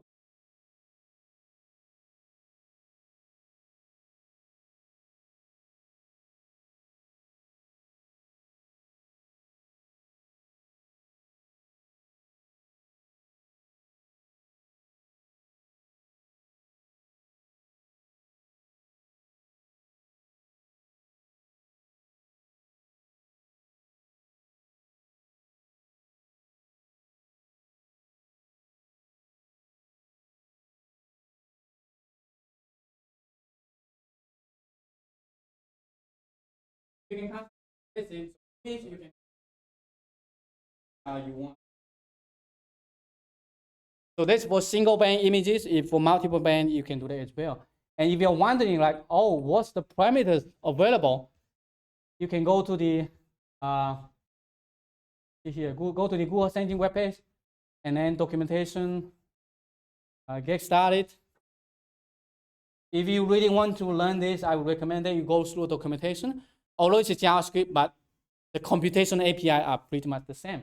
So image, and then image visualization. And here shows you all the parameters available for the customization, right? Minimum, maximum for bands, it's like for multiple spectral bands. Gamma and others, okay. Customize if you want. Super easy. So next, let's talk about how image collection, okay? So image collection, again, is the unique ID.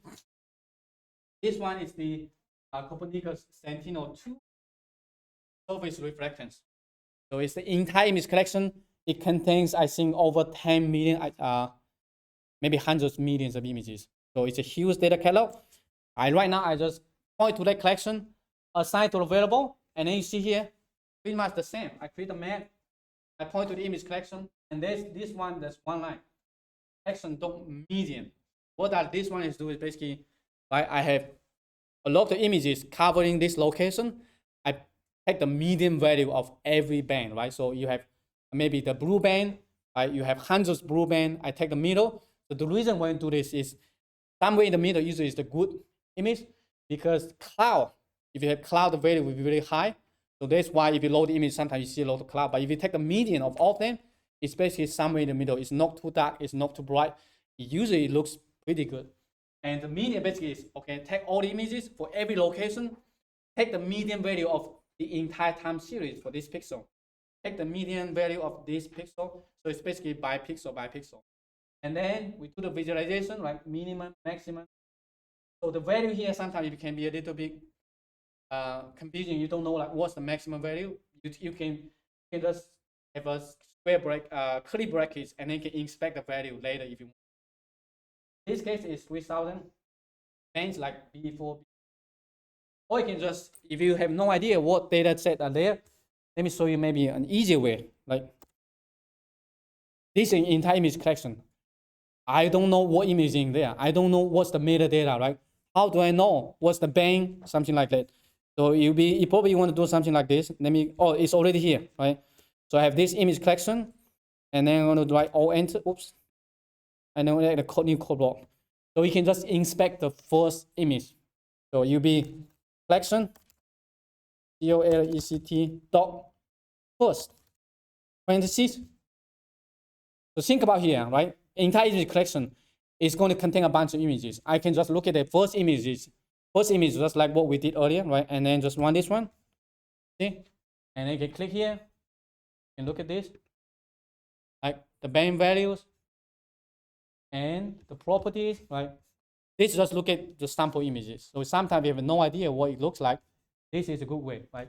Just point to the collection, print out the first one, and then just look at, for example, what's the band, right? If you want to customize the band by nation, right? It's going to look B1 all the way to B, blah, blah, blah. And so if you need more information, you can always go to the, I have it doesn't show the links in here. But you can also just go to the Google Earth Engine data catalog. You should be able to find it. So this basically you have access to all the metadata.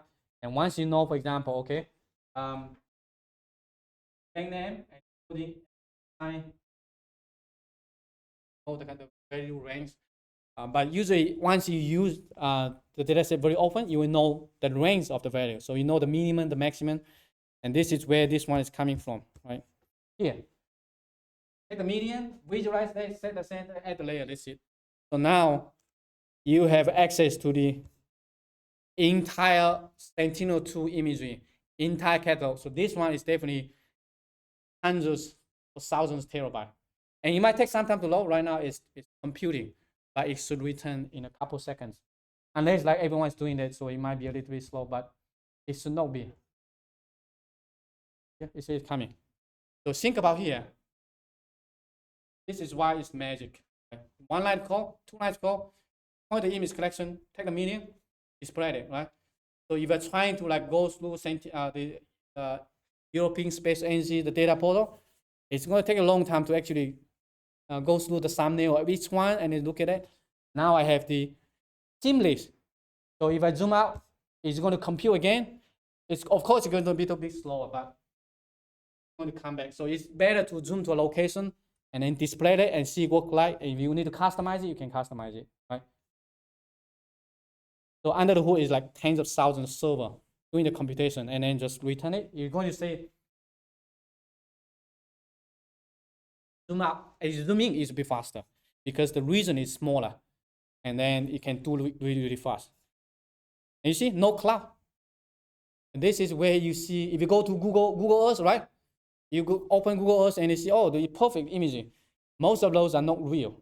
You need to see like all the base map that you see on Google Earth, most likely it's been processed to create a cloud-free imaging. And this is the same idea, right? You can take hundreds of millions of images, just create a simplest one. And it looks okay. It's not perfect because you see like some haze, the color not good because we use all the images, right? Like the collection has millions of images. Some are like all the cloud, some might be very dark. And so if you want, you can customize it. Just add 2 more lines. Top field date. That means, okay, we are just going to 2021, right? 2001, January 1st. This one is excluded. Maybe from first day to the last day of 2021. And then filter. This one here, cloud percentage. Basically, we only pick images that has cloud percentage less than 5%. That means it's going to be a good image.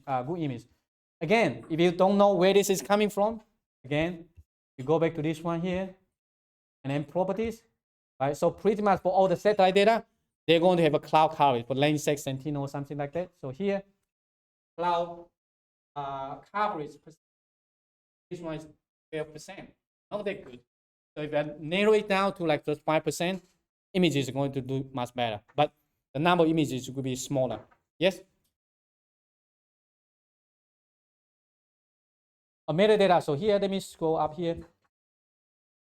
So collection equal to, this line is already there. So just create a new code block.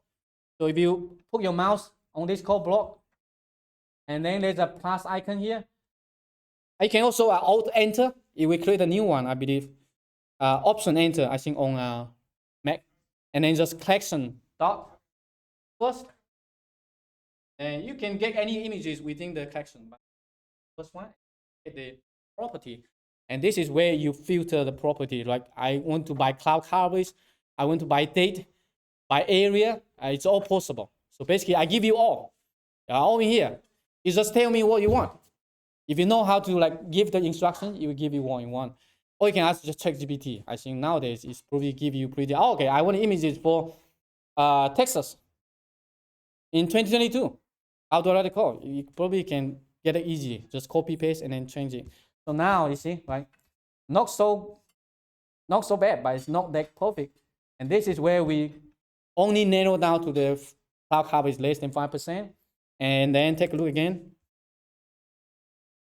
See? So much clear, right? Because it remove all the cloudy images. If you're cloudy, you're going to have white color, some haze, others. Now you see it's perfect. And it's global scale, so you can zoom to any location you like. All you need to do maybe just change here. Set the set center and then the latitude, longitude, something like that. Or you can just zoom in to anywhere you like. You want to take some time to compute. So if you have run this one, it will be faster next time because it still caches the computation on the server. But if you're totally new to location, sometimes it might take some time to load up. But most of the time for raster, it's super efficient. So should be seconds. And zoom to any location and you can zoom up, zoom in. It's going to load up. And you see right now, you see the tile boundary. One tile from one. You zoom out, zoom in a little, zoom out, it probably, oh, it's still there.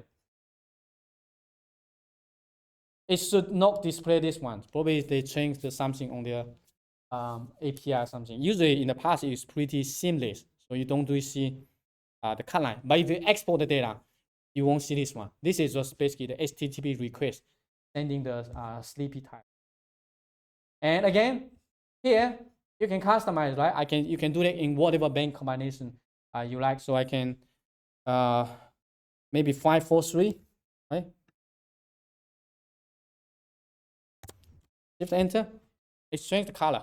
So it can be first color composite, natural color composite. Yes. Huh?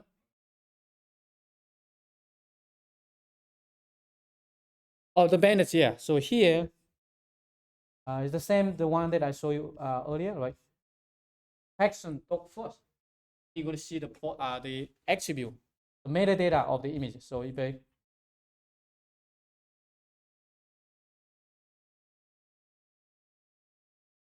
you mean this one? Oh, the pixel values.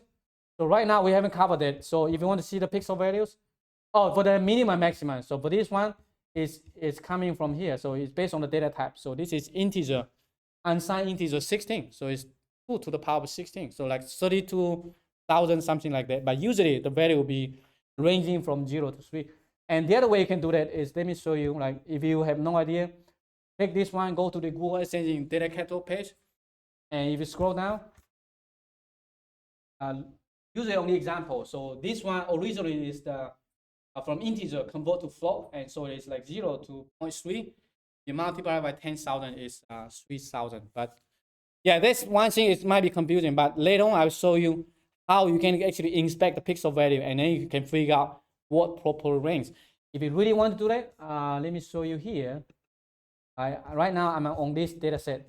So for example, right, if you haven't done anything, you'll be just square brackets. Like I have no idea what bands are available or something like that. I just want this one, and the image might look. It depends on the different spectral bands. So sometimes it might be a little bit weird. You see, it's all dark because you don't specify the visualization. It's not going to show you. So what I can do is hover my mouse upper right corner, and the first icon, inspector. So the inspector help you inspect the pixel values, the band. So once you click anywhere on the map, it's basically getting your coordinates, send the coordinate to the Google Ascending server, and then grab all the values, return it. So see here, do you see all the pixel values? Right. So B1, B2, whatever. And if your band combination is like 4 Bs, right? Then probably you want to look at value range. Figure out, okay, 1,000. Probably want the value to be a little bit larger than 1,000. So 1,000, 4,000. You can try it. So it's not a definite answer, right? You can play with that and see how it works, right? I click somewhere else. You want to grab the pixel values, and it depends on how many spectral bands. So this is why it's a little bit slow, because the data not your computer. It's on the server. I send the location, and then it's grab that and then return it. So now you see the value, right? 1,000, something like that. And this is why in here, minimum, maximum, right?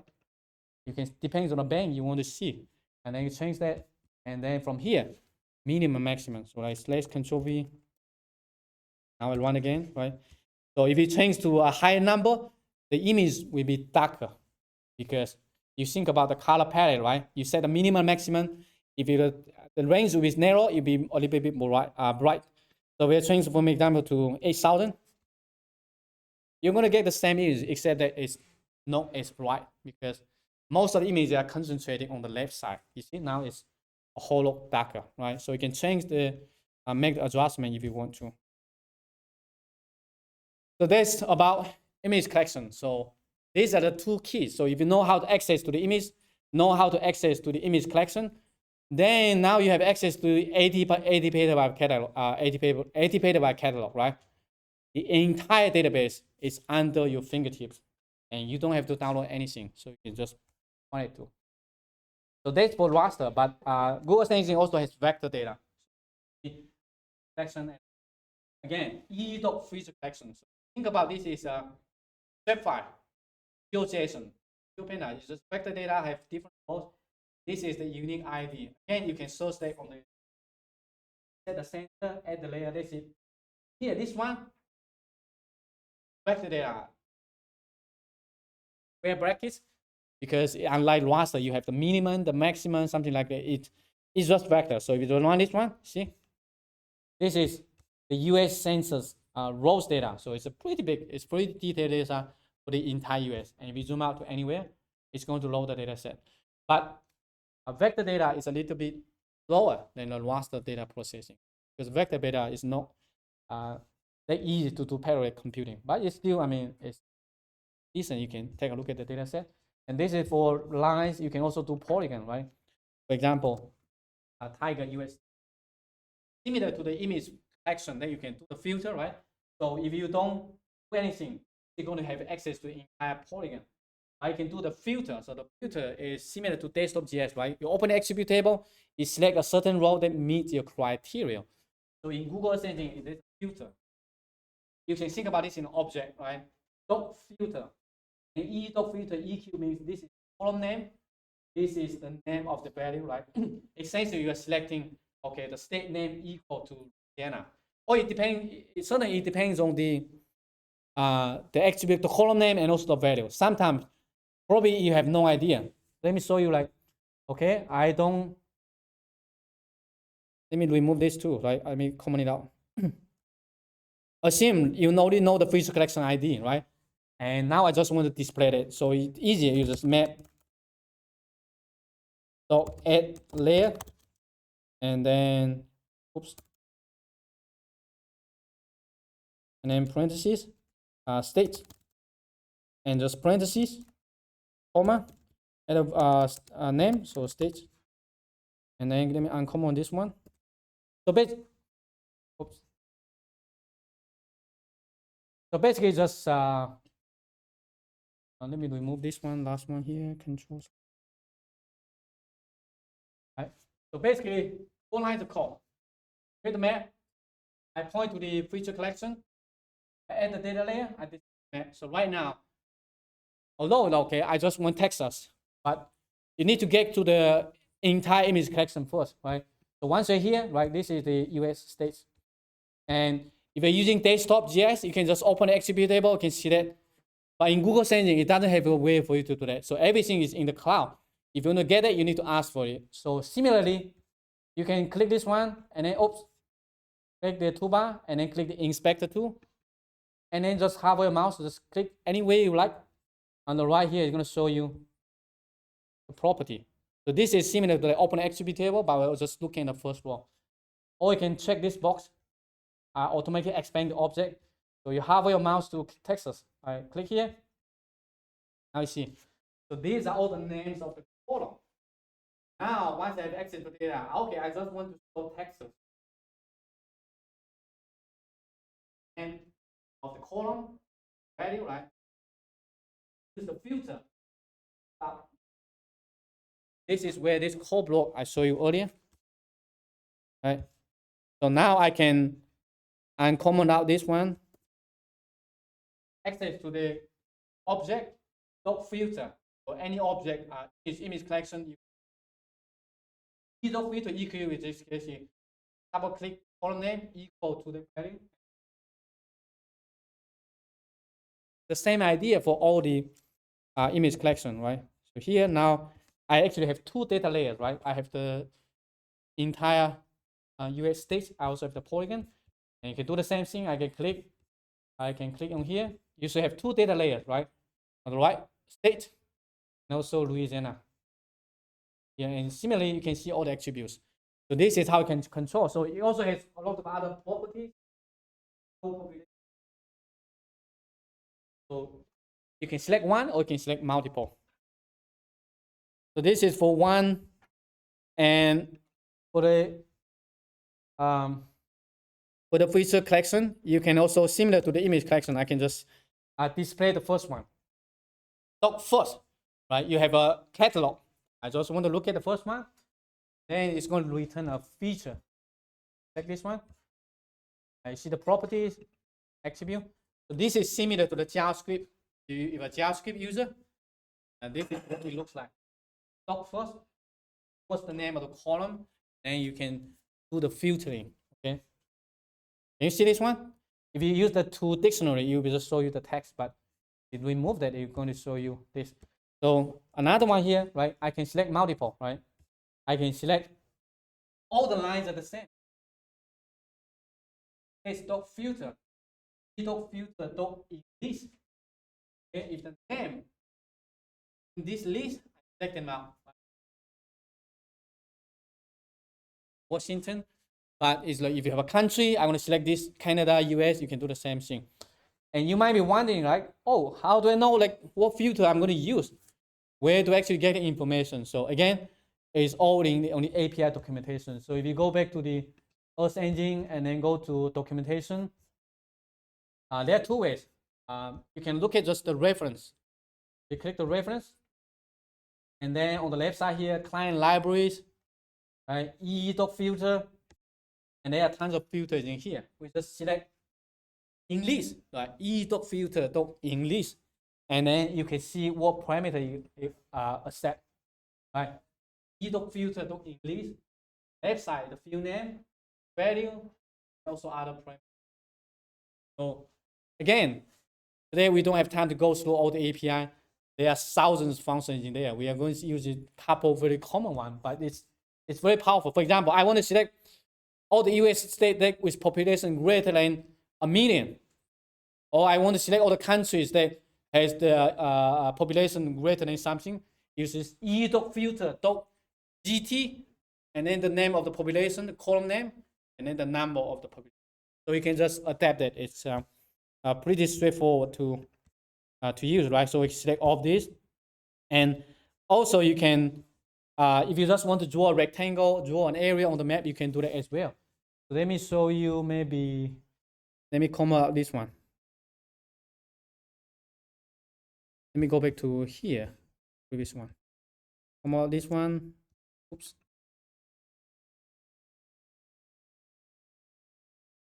So let me display the US states. Oops. Right, so I just display the US states. And if you want to select it interactively, you can do that as well. So I can zoom into here, right? And you use the drawing tools. You can use the polygon or you can use the rectangle, right? Then come back to here. Then I can just select maybe whatever here. I want to find all the polygons intersecting. So in Google Earth Engine, unlike GS desktop GS, they always select and then you just highlight it. It doesn't work that way. So the data is in the cloud. You need to send the command and then I'm going to show you the result.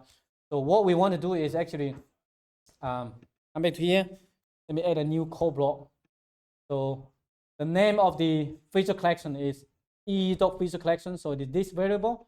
So what we want to do is actually to e.filter bounds. Filter bounds is just basically to filter. Oops. Filter the data set intersecting with this one. So, but first you need to know, once you draw the rectangle, how do I grab the rectangle? How do I get the coordinates? So it's map.user, user ROI. I'm going to show you here, right? Map.user ROI can grab whatever polygon that you draw on the map, the last one. You can also use ROI S. It's going to return image collection. So this one is an Earth Engine geometry object. So if you select here, you want to select the coordinates, right? All the coordinates in here.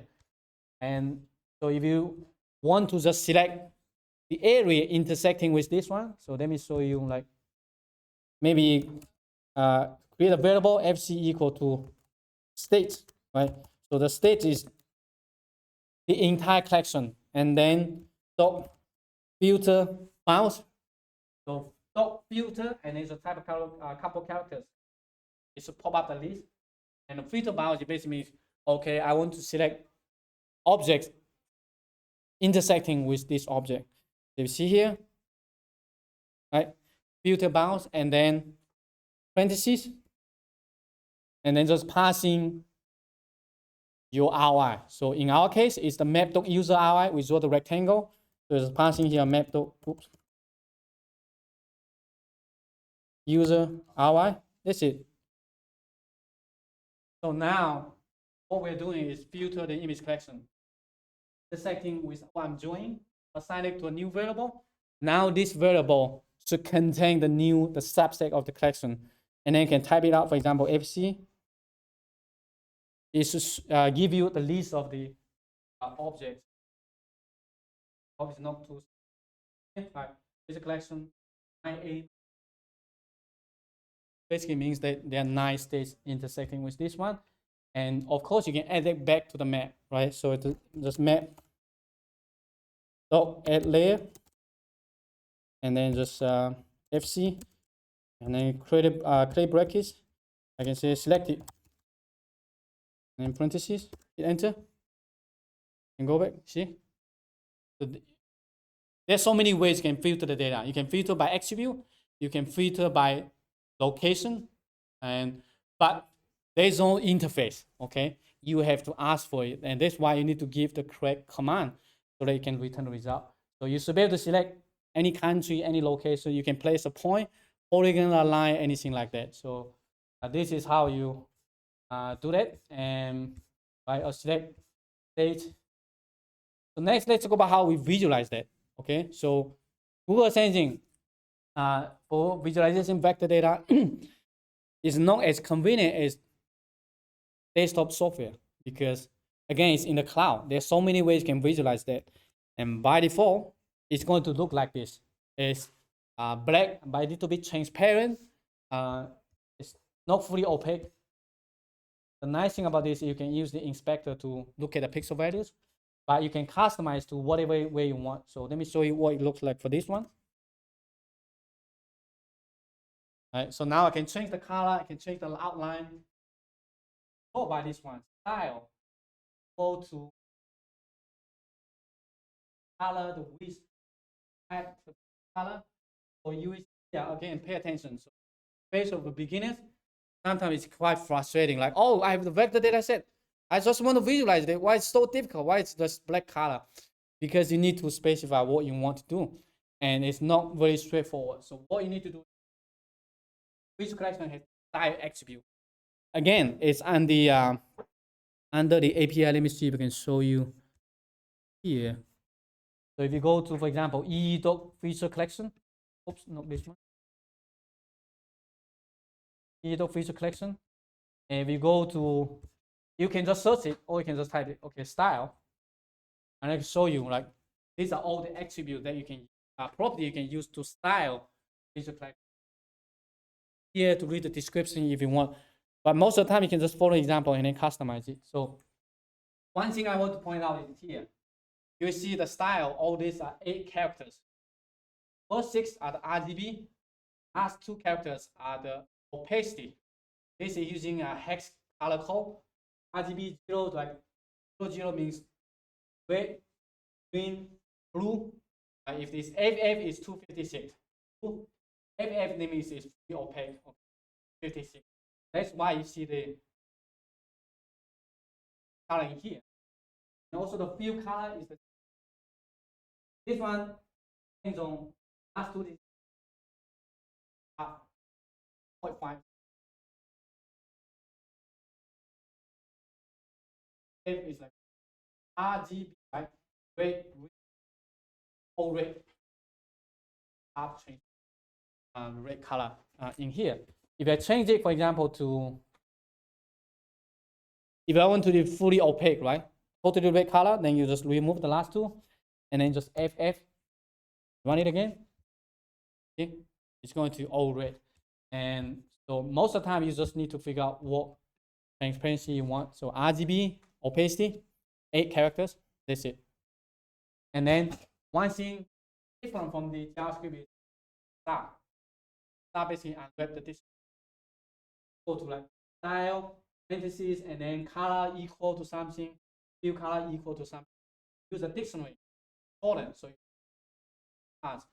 basically use it as a dictionary rather than you have to type equal or something. Right. So how do we change the fill the color to yellow color, for example? Can we do that? What do we change in here?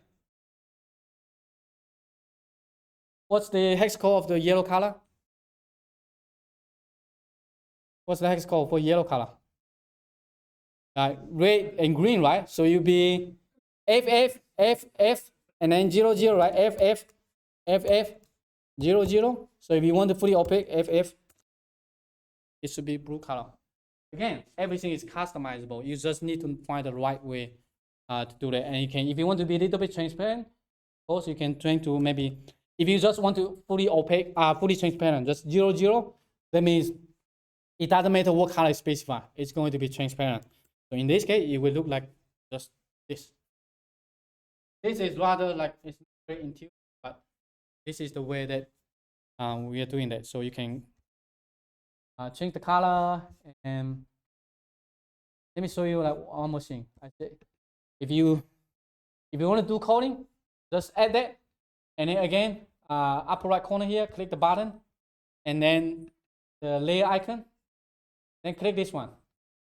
US this, the settings, same thing. You have the interface to do that. So I can, for example, I want to change the light color to maybe red or pink, and I want to change the light width or the fill color to maybe green, okay? And just hit apply. See? So you can do that, the same thing, just like in the JavaScript code editor. And if you want to be a little bit transparent, I can do that. You can also style by attribute. You can explore that if you want. So basically everything in the GUI, there you can do that programmatically to do the visualization. Okay, and this is the last one. So this one I think is a, right. So I can visualize by color. And this all parameters come from the color 0, 0, 0. Right? Or you can provide a palette. So sometimes you want to create a map that, for example, you want to create a map displaying the population, right? From high value, high population to low population, and provide a palette. Like there's a function called style vector. Basically, okay, give me the US states. I want to set the color based on the column. So right now, use the name, or you can use population. You can use column name, right? And then I'm going to use this palette to customize. This is going to basically get the name and then rank the column character from A all the way to subdivide equal color. And then, so basically, it's just a couple lines code. You can do the customization. Use the set different colors, and this is how you visualize vector data, right? So image collection, and then feature collection. Pretty much that's it. So this is how you get access to the data, and then just visualize that. And all the future data set are the same thing, right? Get the pointer, figure out what's the metadata, the column name, how many features, or image collection, what's the metadata, and then just look at it. That's it. So next, let's look into like, now I know how to do that, but okay, how do I find the data, right? So you can go to the Earth Engine data catalog, you can search it, but in here, the easier way would be to just create a map. And now just say, okay, I want to find some data to like how to actually get access to data. So you can just click the icon. I recommend just click the icon and then press it so that it's stay there. Otherwise, it will disappear when your mouse moves away from that. And then just click the data, right? So here, this is where you can source any data set, just like you're searching a movie, right? 80 petabyte of data you can access, right? I can just type, for example, elevation. Okay, I want to look at. There's a typo there. And you will see all the data set related to elevation. Or you can search Sentinel or Lancet or whatever you like. So in here, again, I'm going to maybe select, how about it? Oops. I want to visualize the elevation. So SRTM, for example, digital elevation 4. And scroll down, you can see. So the most important thing that you need to get is the ID, either image or either image collection or either feature collection. Without that, you have no control. You need this one, and you can click just the import button. Okay, so similar to the earlier show you in the JavaScript, right? You can have the open in the code editor, but this one, if you click import, it's going to show you the script, how you use this one in Python. So under the hood, it automatically grab the JavaScript example, convert the JavaScript to Python, and so that you don't have anywhere to. And so once you click the import button, the script is automatically copied to your clipboard. So what you can do is just come up to here and then create a new code block, right? And then place your cursor within the code block, and then just Control V. Okay. Does it work? So sometimes they use all the version, it might work. But if you are welcome to just select copy, select them all and then copy. Either way is fine. So I can come here. Oops. I can just select them. Control C, Control V, same thing, right? And once you have that, just Shift Enter, and then to see what it looks like. Okay. Now the data is in, and we have access to the data again. Color doesn't look good because the visualization might not be exactly what you want, right? Set center, terrain, slope, or something like that. And so this is the slope. I can, if you want, I can just remove all of them, right? Because the most important thing is the image collection ID. And then I can just hit enter, map.add layer. Oops. And then just data set. And then curly brackets. And then maybe just EM, something like that. Hit enter. Right. So this gives you the gray color, the same thing that I showed you earlier. And then you can use the inspector to see the value range. Or of course, you're welcome to just use the toolbar icon. Just customize it. So EM. And then maybe change the value here, double click. Right corner here, maybe 4,000. And then change the color map, whatever you like. So terrain, apply. Okay. Get the data set, source the data set, visualize it. And later on, you can do analysis, right? You can do, for example, they say, okay, this is the image. And if you're doing like research, for example, I only want to focus on mountains area, right? Easy. So I'm just going to come here and then just draw a rectangle, or you can draw a polygon, whatever you like, right? They say, okay, I will just want image for this area, and you can clip to it, right? Because you already have the entire image, you can get a subset of that. So just like this, then I can show you quickly how you add that. So I'm going to add a new code block. It's pretty simple. So you can say, for example, image equal to, so earlier, right, we have pointer to the image. So now we want to clip it. So you can just like image equal to the data set dot, there's a clip function. You type dot. There are two ways. You can clip the visual collection or just dot clip.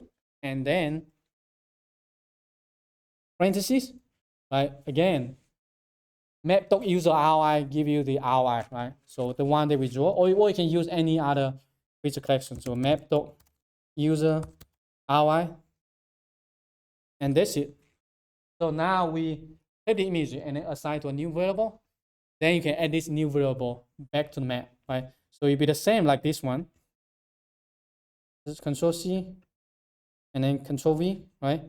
And so this time you'll be the image, and we'll say DEM maybe subset, and then add it again. And you should see black because we haven't set the visualization yet. So you can clear out, click the delete button to clear out the ROI, right? This is the subset that we just created. And if you want the color, then you do the same thing. You can specify here, right? Minimum 0, and then maximum maybe 5,000, for example, and then palette, right? And then just terrain. Run again. Okay. So now you have this subset of images. Let me close it. Turn off the other data layers. Okay. So you can do whatever you want. You can clip it. You can do analysis. For now, we're just simply extracting the data. If you have a shape file or vector data on your local computer, you can just Geemap.shp to EE. You're going to convert that one to a server-side object. And you can the dataset dot clip, and basically the ROI can be a variety of forms, so it depends on what you want. So now we have this dataset, right? And same thing here, you can, if you have other data layer, you can change the opacity, right?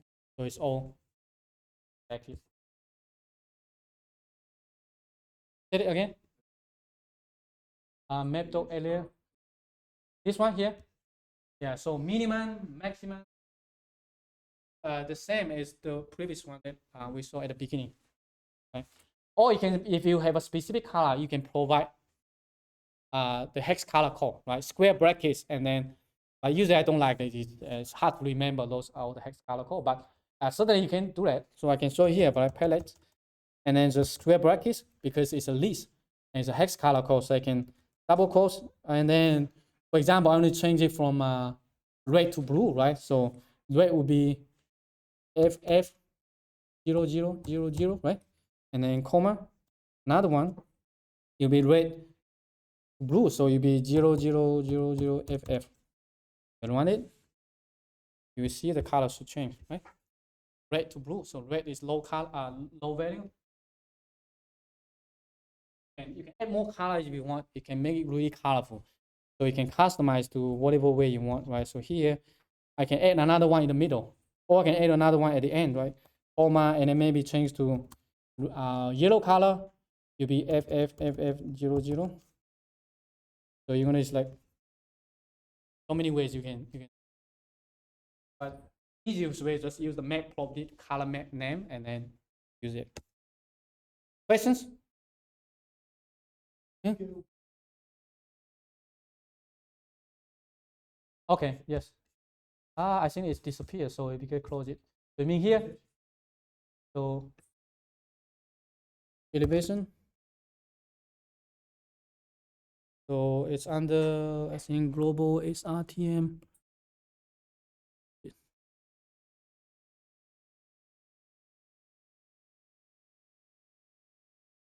It disappear. Oh, this one. You mean this one? And then the import.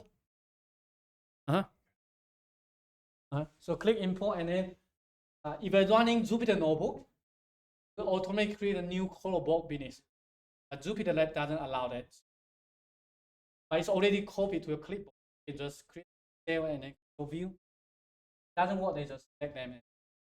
But keep in mind, another hood is converting from JavaScript to Python. Sometimes the code might not work, you have to fix that. But I can show you like where this is actually coming from. So I can just copy the name, copy the image ID, and then you can just paste it in Google. It's get you to the data set on Google Ascending data catalog. So you see here, this is the JavaScript example. Under the hood, Geemap basically grab the example and then convert it to Python. But the data set, the scripts are pretty straightforward and simple, so we can do automatic conversion. But if some scripts are quite complicated, sometimes the conversion might not work. But essentially remove all the keywords, VAR, and there's some other special cases that you need to deal with. Usually it should be automatic, so you can basically access to all the data set, access all the example, and then just load it. So for example, this file, maybe another one. I can maybe, what else? Like lane cover, whatever you like. Lane cover. And you see here, there's tons of other data set in here. And all need, for example, I want the European Space Agency world cover V2000, right? You have the image collection, and then this is what it looks like. Again, import, and you have the data set. That's it. And should be already copied to the clipboard, and then just create a new one. Come to here, Control V, Shift Enter. See? Any data set pretty much. And again, this is like many gigabyte data. It's available at your fingertip if you know how to access that. Pretty simple and easy. And this is original data. It's not like a web service that you are getting the URL, and then it's not like Google Maps. You have control to the original data. You can clip it, you can change the combination, you can change the visualization, right? Everything is customizable. And so let's finish this one, and then you can have a couple minutes break. So let me quickly go through this one. So Geemap also has the dataset module. most of the time I would recommend that you, so if I run this one and import, oops, here. So there are different ways you can get the data. If you already not remember the ID, perfect, just type e.image and then the ID. If you don't know, you can search it. But if you are really lazy, that you don't want to use the graphical user interface, you can just import Geemap.data and then just type data dot, just hit tab. This one here shows you the dot notation. So you can basically, you can have access to the data catalog just typing. You need to search interface. So here, for example, I want to maybe data and I want to access maybe, I believe it is under the USGS, right? USGS or USDA, whatever, right? USGS 3.dm, right? Right? And then just select it and then you can just run it. This one basically shows you the ID, is ID today. And you just e.image, get that, and then just add layer idea. So there are multiple ways you can get access to the data. For example, this is the US link cover data set, like that. And you can also get the metadata. So similar to when you search, there's a function called get metadata, whatever the unique ID to the image, and then you can see the thumbnail or something like that. Okay. So that's about visualization. And then lastly, I want to show you how you can do conversion from JavaScript to Python. If you some of you already JavaScript users, right? Okay, Python looks cool. Now I want to convert some of the script. Your script is relatively simple, just accessing data set, visualization, not so complicated. You can do automatic conversion. So what you need to do, simple, just create a map. And then upper right corner here, click. And the second row, this icon, just like a retweet. Click this one. And this you can paste pretty much any JavaScript you want. And then paste it, just do the conversion. So you can find an example on the documentation. So I click the documentation here and go to the Earth Engine JavaScript documentation. You can, for now, it's getting better because it already provides the Python equivalent. In the past, it's not. It's just JavaScript, but they're trying to improve the Python experiences. And so they're going to use Geemap. So all the examples that we're showing, some of those will appear on the documentation in the future. So all we need, if there's no Python equivalent, just copy the script and then come back to here and just Control V. That's it. Click the convert button and you have you convert to Python. And then it should be automatically copied to the clipboard. If you're using Jupyter Notebook, the new code block will automatically create it, but Jupyter Lab doesn't allow that. So you can just come here, then create a new code block. Come here, Control V, run. Oops. And then you can create, you can close it, and you can see the data set. Oops, somewhere in here. Right. So this is how you can easily convert a script from JavaScript to Python. It's simple, and just a couple clicks. Okay, so that's what I want to show you. I think we're a little bit slow, but it's fine. I think just want to make sure that you can get started, understand the basics, and then most of the time it's just running the script, make some modification, it becomes your stuff. That's it, because the API under the hood is the same, but you can just find a way to make it easier. So here, right, this is be the first exercise. For example, right, earlier I showed you like global scale, create the imaging, and this exact exercise I'm going to ask you to create a cloud-free mosaic access, or any state you like, or any country. See how you do it, right? You get into the image collection, you can filter by cloud cover, get the global, and then you can just clip it, right? So in this case, it will be 6 lines of code, 5 lines of code. And the beauty about this is doesn't matter what you want. All you need probably just change one line, right? Clip to whatever location you like, or use whatever image collection. So most time you just change 1 to 2 lines. It can be adapted to a totally new area. And if you're trying to do that like in the traditional way, you download like gigabyte data for this one. Okay, now I need to do that for Texas. I now do need to for Georgia, California. Oh, I need to go back and download. It's going to take you hours or days to download. But this, seconds, 1 second. change it, you load it, it's done. Right? So now you can see the power, and we only use like maybe a tiny 0.1% power yet. We are just loading the data. We haven't really done any analysis yet. But at least I'm going to show you like how you can easily load data. Now you don't need to go online to search, or where do I download data, where do I find the data. It's in the catalog. You just need to know how to get to it. Okay. So we're gonna have a couple minutes break, and then when you come back, you can start working on this exercise, and I'll show you the solutions later. You can just, there's a code block in here, or you can also access from the documentation, the exercise in here. So this one contains all the exercise. You can download this one to a computer if you want, like click, and then just download it as a notebook, or you can just work from here. And after I come back, I will show you the sample solutions for all of these. Okay, so let's come back at 10:38, and we're a little bit behind the schedule, so we might need to move faster. But all the stuff in there, you can, if you cannot cover that, you can do it after the workshop. Okay.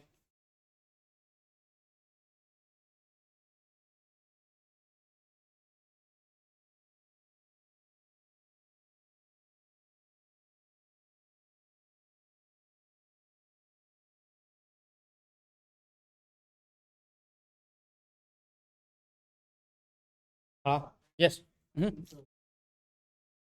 Yeah, so basically you're doing the computation, running it, just show me the result, that's it. And all the results are returning as a high layer. So you're not actually downloading data. You're just getting the URL and it's HTTP request. Depends on your zoom level, depends on your area. Yeah.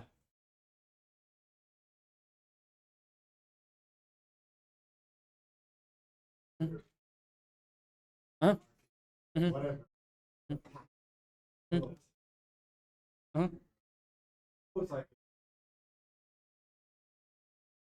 Huh?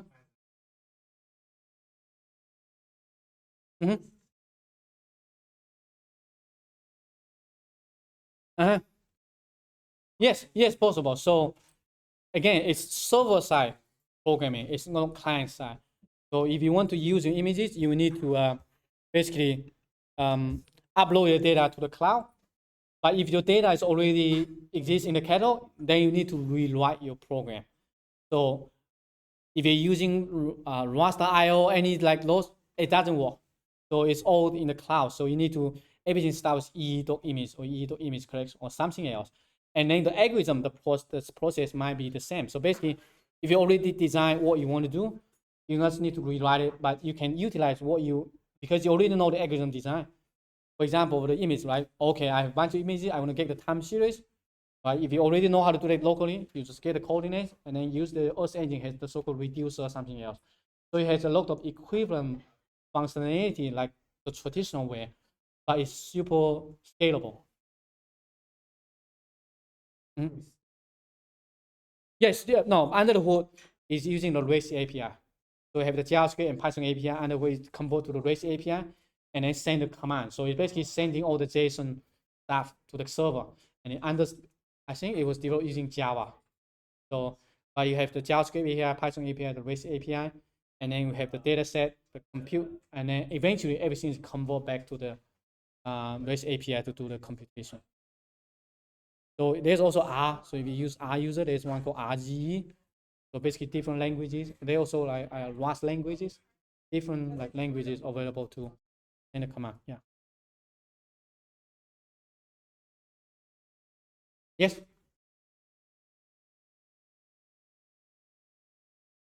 I didn't, because we are more focused on Geemap. So leaf map, kind of a spin-off from this one. So I developed Geemap first, and then a lot of users are interested in this, but they don't.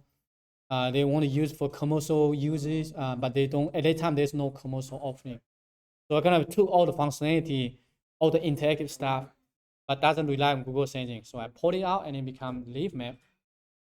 But the downside is that leaf map, most of visualization, it doesn't have the API. You know what I'm saying? So when you're doing the compute, doing the median, leaf map doesn't do that. You have to build on your own. So that's why, for example, display raster, right? I use local type server that you develop. It's just for visualization.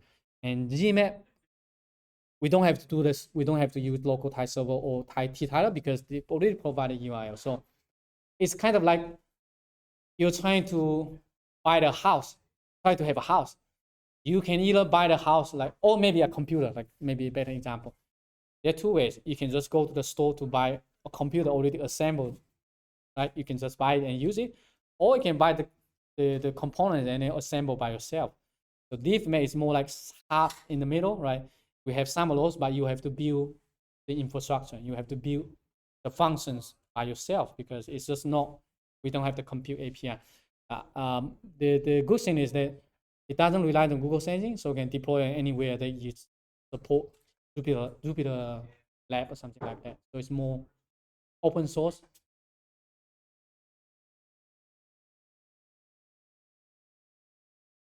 There is no really, it's the same, but it's just like for commercial users, you need to have the license. You basically, earlier when we create the Google Cloud project, if you're a commercial user, it's going to just like similar to AWS. You're going to charge based on how much you use.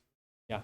So, but if you know, you can explore it before you really pay for the commercial. You can, it's free for like research and education and non-profit.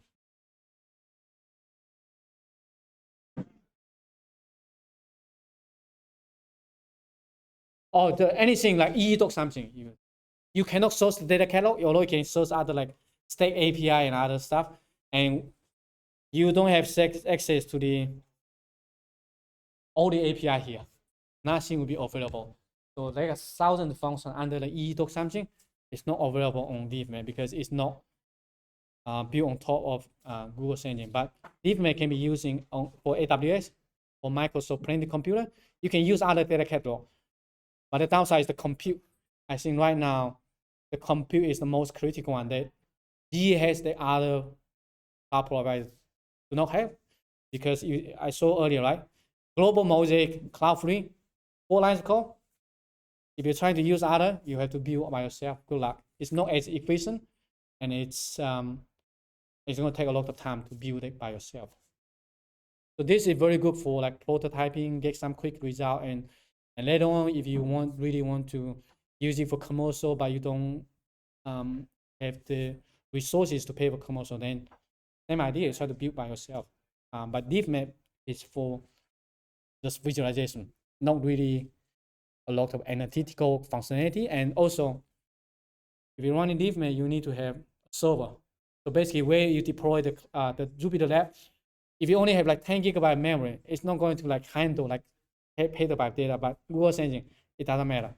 If you have access to the entire catalog, the same. So to me, location doesn't matter. The more important is your design, your algorithm.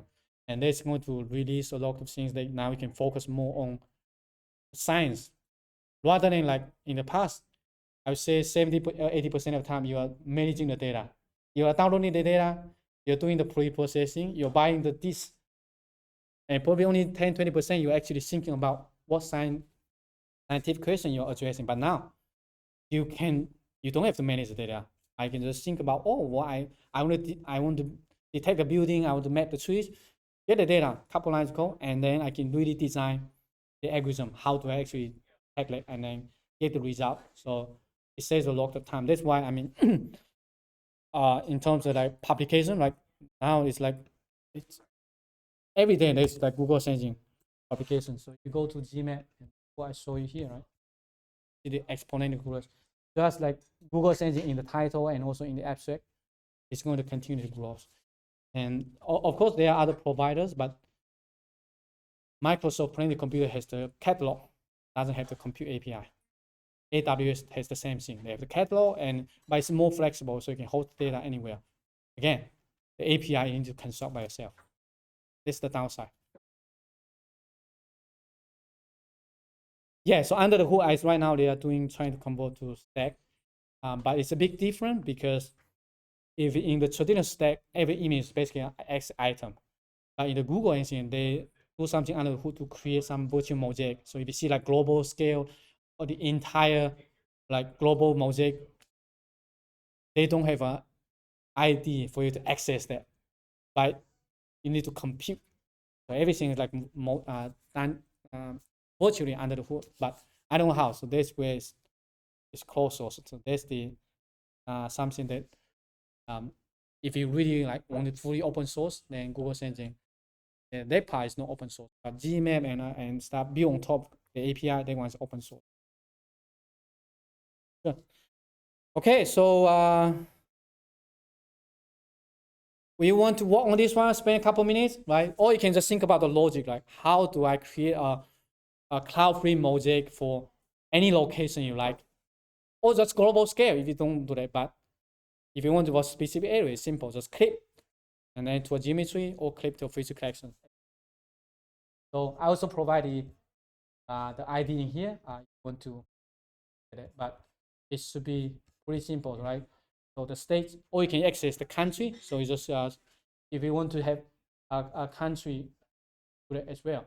If you have any data set on a local computer, you can also convert it to Earth Engine object. So for example, if you have a swap file, you can just gmap.e. Let me show you like some of the functionality. Go to here. And so API references under the Commons module. There are tons of functions that are built on top of the API. Some of those are related to Google Engine, some are not. So you can see some of the functions, or you can just do a quick search, right?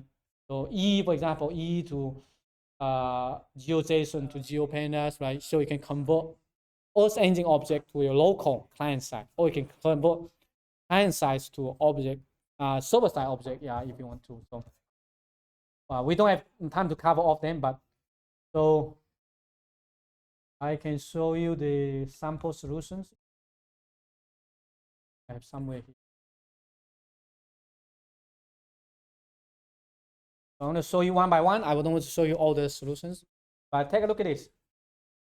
Oh, it's more than 5 or 6 lines, but it's like I'm doing some visualization. Yeah, right.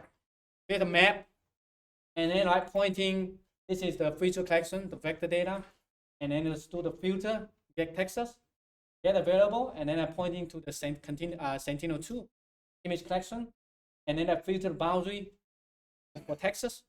And if you want to like move fine tune, you can like to specify the cloud percent like that, and then all you need is just median and click the feature collection. Oh, zooming, okay. Let me show you how to do that. So let me copy this one, and I'm gonna put it under the examples. So you go to the documentation and then you click this one, and it should be real time. So I'm gonna copy this here so they can play with that. So open the link, and it should take you to the Google Colab. And can you see this one? Can you see the sample solution over there? Yes? No? It should be updated like pretty instantly.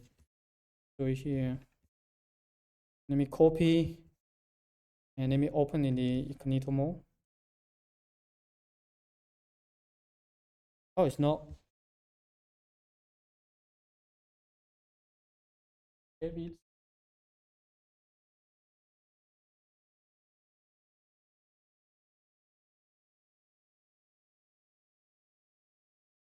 Okay, it's saving this one again.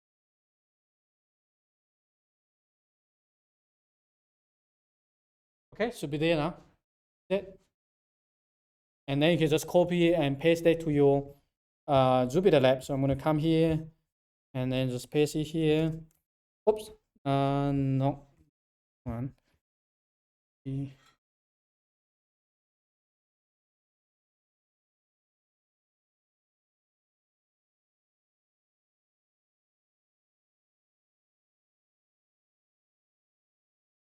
You should have that.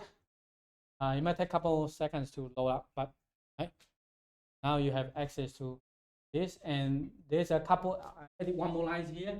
Please click to for rectangle geometry.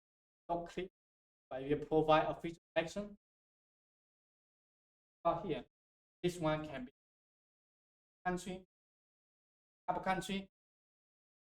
Just need to buy that one. Roughly for 2022, you can do that for 2023. You can do that for 2021, whatever year that is available. So it's pretty simple. So I think Google Engine As long as you know how to copy the example and then just make some modification, it's pretty simple and straightforward. And everything is under like dataset, compute, visualization. And so if you want to change it, for example, I want to do that for what else? Maybe for Tennessee, right? Where I come from. And you don't even need to change anything else. It's there. Just one couple characters. Then now you have this country, location, anywhere you like. All right, so that's the first example. I think we're going to move a little bit faster. We are way behind the schedule, but anyway, I think it's fine. You can learn it after this. The notebook, you just need to know how to click and then explore. Look at the documentation. Be easy. So inspector 2, I think we already talked about that earlier, right? So there's inspector 2 here. You can click the icon to hide it. Sometimes if it is like too overwhelming, you can click it and then just click anywhere. So you're going to inspect raster data, vector data, anything. And there's a function here, right? Egg inspector. Egg inspector, then you want to load it by default. If you don't add that one, I can comment out this one again, and then just run this again. But by default, it's not there. You need to click the button, right? So the egg inspector basically loaded by default. It's showing you on the map. Okay, click it, and then just hover your mouse, click anywhere. So basically, getting the pixel values of the raster data depends on how many lanes you have, and then also have the plotting tool. So here shows you 2 images. Again, the lens data, global mosaic, visualization. So I'm not going to explain every single line, but now you should know that image ID, visualization, add the layer. That's it. Here we have 2 data layers. The first one is the lens imagery. The second one is the hyperspectral. So when I call the function add plot GUI, or you can click here. The second icon is the same. So now if I zoom into any location, for example here, if you click your mouse on the map, it's going to show you the spectral value, right? So if you're doing remote sensing, sometimes you want to see the spectral value, right? B1 all the way to whatever band, right? And you can click somewhere else. It's going to get the coordinates, send the coordinates Google Sensing, do the computation, give me the result, and then show it. So right, this is for vegetation, right? So vegetation is famous for like near infrared, like high reflectance in near infrared. That's why you see B4 is very high. So if I click my mouse on the water area, what do you expect to see? What does the line look like? Yeah, it's going to go all the way down because near infrared observed by water, right? So you're going to see the different landscape features going to have different spectral profiles. So this is basically what it looks like. And there's also hyperspectral. So I can select upper right corner, Hyperion, and this looks like white stripe. Those are the hyperspectral data. So if you click it, you see hyperspectral. So it can depends on how many bands you have. Right, this is over 200 bands. One click, you get the pixel value. I can change it somewhere else. But they look pretty much similar. The thing depends on the features. So, so upper right corner here, the drop down list. Yeah, no. So let me run it again. Right. And so again, like just load the data, right? And then upper right corner here, click this, click the plot icon. Then you can click, all right, select the first layer, Hyperion. But you need to zoom into the location where you have the Hyperion dataset. This is hyperspectral 200 bands. It doesn't have global coverage, just some sample data. But the plot doesn't, it looks very crowded, but you can customize it. We don't have time to go through all the steps, but it's based on BQ plot. You can customize the size, you customize the color, everything is customizable. So here, for example, set plot options, right? Marker cluster equal to over there. Let me show you like what it looks like. Maybe here, let me change it to lens data. For example, I click one here, it looks like this. So you can set the option. For example, when I click my mouse, I want to add marker to the location, and also overlay on top of that. So if I run this one, and then I come back to the map again, right? Here I click my mouse. You see the marker, and then it's going to overlay on top of each one, right? So in this way, if you want to collect some sample data, you can certainly do it as well. And you can change the point icon. Everything is customizable. through the set options color. Yeah, that's basically getting is compute based on the location. It's getting basically the pixel intersecting with the coordinates, and it's grab the pixel value from. Sometimes it's based on the. You can think about the mean value. Sometimes if it's like if you zoom out, it's going to so spatial resolution is going to be much coarser. So it's going to aggregate all the pixel values and then get the mean values. But you can specify a maximum, minimum, or median. Basically, you need to tell Google Search Engine what do you want to do with that pixel. Yes. Oh, collection. So when you visualize that, it's already aggregate the collection into one image. So it's actually doing the mosaic. And if you have multiple images, it usually only take the first one. But you can specify, you can already, basically when you load the image collection, if you want to be very specific, you need to ask Google Search Engine, I want to get the median, I get the mean. You do the compute first and then load the image. And then when you grab the value, it's going to get what you need. Yeah. Okay, so that's for plotting. And then also there's some like edit legend, right? So there are a couple built-in legends we have. So I can quickly show you what it looks like, right? Like this.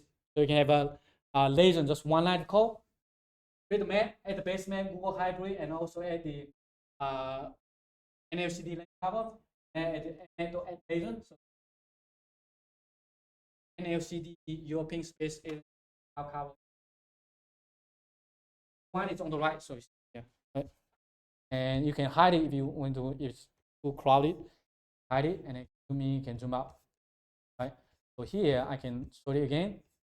And for example, if you have the link cover map, you have no idea like what the color looks like.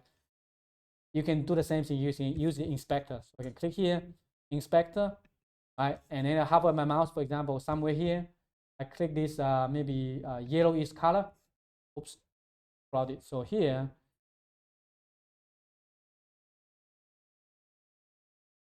values. This one may be bug. It's supposed to give you the pixel values, and then based on pixel value, you can look at the legend. I need to look into that. We're doing a lot of changes right now in the package to prepare that for the official adoption on the OS engine documentation. So there might be something broken, but again, everything is like customizable. So add it as needed and hide it. So this one here, keep in mind, this has nothing to. These are all using the WMS ideas. Need to use Google Search Engine, but the bottom one here, this one is Google Search Engine. Although I mean the map looks exactly the same, but you will see when you accessing the data, accessing this double band. So basically, you can create the same map using different ways, and Google Search Engine will allow you to have access to the original data. If you're just adding the base map, the base map is just a URL. You don't get the original. Oh, okay. So I think I know what the problem is. So earlier, that one is a WNS layer, so we cannot get a pixel value. But for this one, you can. So let me hide this one again, and then click here, inspector, right? You click my mouse. It's going to show you the lane cover. Oops. The objects here.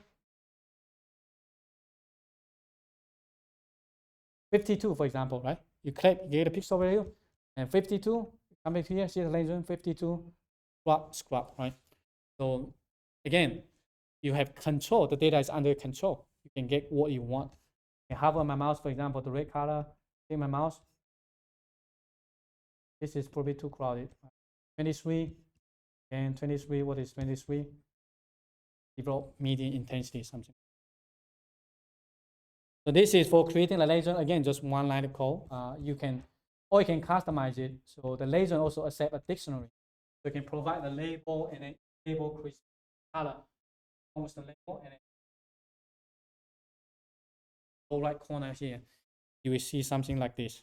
Again, you can use the built-in if it's something very common, but you can customize it. So for example, here, I can also provide a dictionary. This one is a bit more lengthy, but what I'm saying is like everything showing up in here is customizable. So you can change to whatever color you like or whatever name. For example, I don't like open water. I would just want to change it to water. You can change it.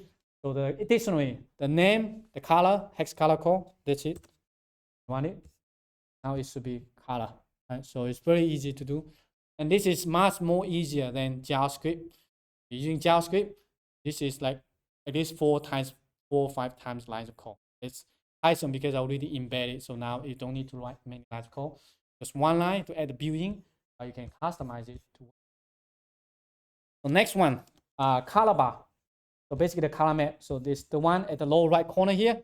Right, I add load the imagery, set the visualization. Right, we have used this example so many times, and the only difference right now is don't add color bar. You can just pass in the visualization, or you use to visualize the imagery, and then just one parameter give you the name or the layer names like this here. The lower right corner, right? You see this one, the elevation. If someone basically don't use it, it doesn't show up. And also you have the layer name. So the layer name is tied to the color bar. It should highlight, but let me show you, see if it works. Yeah, so for example, if I turn the layer off, the color bar will be gone. So all you need to do is to stick the layer name, this color bar tied to this. Turn off the color bar. But in the future, it will be, I should add more option for you to hide it, even with the layer is on, similar to the legend.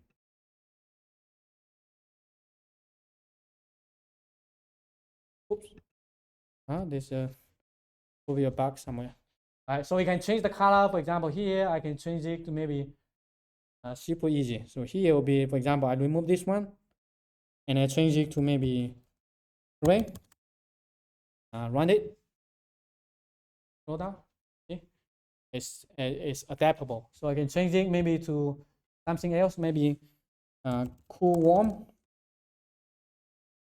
You see the color bar. So this basically give you more options for you to customize it. Again, Python, one line of code, JavaScript. This is probably 50. I don't know. It's possible, but it's just not as convenient. I can also convert to a vertical. So like everything is the same. I change orientation change to vertical. By default, it's okay. So now it becomes vertical. So you can make the color bar, the color map vertical. You can also make transparent, I believe. So if you come here, comma, and then let me call transparent bg underscore bg equal to 2, and run it. Okay. Of course, the transparent sometimes is kind of filling into the background, but this is how you can customize. So under the hood, using matplotlib to create the color bar and the widget. So you can just play with it with all kind of data set. So the color bar only applies to a single band image. So it doesn't work for multi-spectral band because there's no color map. Okay. And also you can do, for example, split map, right? If you have, sometimes you want to have 2 data layers, right? Very simple, Geemap, create a map, and then split map on the left layer. So this one is not Google changing, it's just the base map layer. So all you need is just provide the name to the left, to the right, and then you can use the slider. Right now, there's a bug, so suppose you can drag your mouse. So there's a SciPy leave like bug in the upstream, so it doesn't work. But you can zoom into any location you like, and then just grab the slider, okay? And you can do it for any layer. One line of code, JavaScript, 100 lines of code. So you have to design, it's just so crazy. So similarly, you can do that for Google Sensing data layer. So think about this one. Again, create a map, grab the imagery for 2001, grab the imagery for 2019, and then you can use this one called tile layer. Is going to return that as a tile layer, and then you can pass in the tile layer map function. Same thing, but now this one is different. This one you have access to the original data, right? And then you can zoom into some location you like. For example, the famous Las Vegas here, right? Here, and you can zoom in like 2001 to 2019, right? As simple as that. You have the data, you visualize that. It's national scale. You can also do that for global scale for any data set as long as you have it. So you can see, right? See how it, the length grows. And there's also a full screen icon. So sometimes you want to see that full screen, you just close it, open it, and look at this. How cool is that? If you're doing locally, you need to download gigabyte of data and then trying to figure out what color palette I'm going to use, set the color and something like that. It's so much easier if you use Geemap here. Right, so this is for one. There's also another link maps. So this one right now, I think Jupyter, either SciPy widget or Jupyter app has a bug. So it doesn't work. If you run it on Visual Studio Code or Jupyter Notebook, so when you move one map, it's move all the other. Let me see if I can show you quickly here. Just want to show you what it looks like. So this is especially useful if you have multiple data layers and then you want to like compare them side by side. So let me create and maybe copy it up, Control C, Control V, and then let me open this one quickly just to show you. Open folder, download.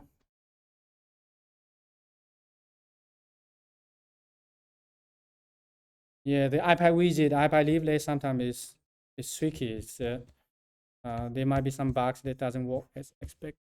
So, and so I need to include and then initialize it. Then I can show you the example directly. And so the outline.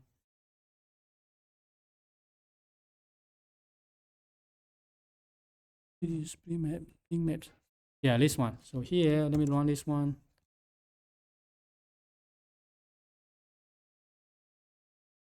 Right. So now I'm in Visual Studio Code. So it's supposed to work like this. If I move my mouse, see that? And I can zoom in, I can zoom out like if you like this. It should be linked. Jupyter Lab has a bug, always with SciPy widget. I haven't had time to look into that, but it's supposed to work. It worked before. Or you can use Jupyter Notebook, not Jupyter Lab, it should work. So this is pretty nice if you have like, if you are looking at specific feature, you want to look at different bank combination, you have the image together with length cover, whatever. You can have as many rows, many columns as you want. So it can be basically a grid. Okay, so this for the for this one. I'm sorry, it doesn't work here. And also the time slider. So this one is particularly useful if you have a time series and you want to see the time series, but you don't want to add all the data layers into the map. So think about like I have data layer from 2001 all the way to 2019. If you want to visualize the data layer, then you need to add one by one. Sometimes you can have like tens of layers. It's not very responsive. So all we need to do is just have this one here, or map.ts inspector. TS inspector, you can passing an image collection. So basically your time series on the left, time series on the right. Then you can have the name, the years. Basically, it's creating a drop-down list, like different years. So the drop-down, the name can be customizable. So if you see here, like I zoom in again to this here, right? 2001 all the way to 2019, right? And I can change it. I can change it maybe to 2011 or 2013. Okay, it's going to change. So it depends on the drop-down list. On the right, you can also change it, right? I can change it to 2016. Change. So just one line of code, you can create the interface that allows you to compare different data layers. And again, right? Not so many lines of code. Creating the data, one line of code to create the interactive GUI for you to explore the data. So this is one way. Another way is called time slider. So time slider basically is going to create the one at the bottom right here. Okay, so think about we have the images monthly, daily, right? And we have 30 images. Now we want to visualize those 30 images, but you don't want to add 30 layers into the map. The layer is going to get very long. So in this case, just one line code. Oops, here. Right? I'm sure now you're familiar with this one. Get the image collection, do the filter, select the band, and then the visualization. Now one line code, add time slider, passing the feature collection. How you want to visualize that. the time it means you can make it automatic. So here, if I click the play button, lower right corner, it's going to loop through the images, but it's not, doesn't look very good because it is time lag, right, from the first one to the next one, because it's getting data in real time. So you might see some time lag, but you can pause it.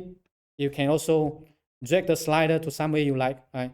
So think about this, you have daily images for 1 month. You want to look at a specific date. Use the slider to change it. And this is basically what Geemap is about, is they have those graphical user interface allow you to explore data so much easier than JavaScript that you have to like loop through them and add them. There's no such tools. Although you can do that, but it's a lot more complicated. You just need to like write hundreds of lines of code to do the same thing in here. But Geemap is like already did it, so you don't have to write the code. So this is for example, you can also visualize weather data, right? It's the same thing. Time slider can visualize any image collection, any. So you can be weather, climate, landscape, whatever, right? So here, this is weather data every 1 hour, right? I'm gonna skip through that, but you can drag the slider if you want. So this is how easy it is to visualize data. And of course, it's Sentinel, right? Just like what I mentioned earlier.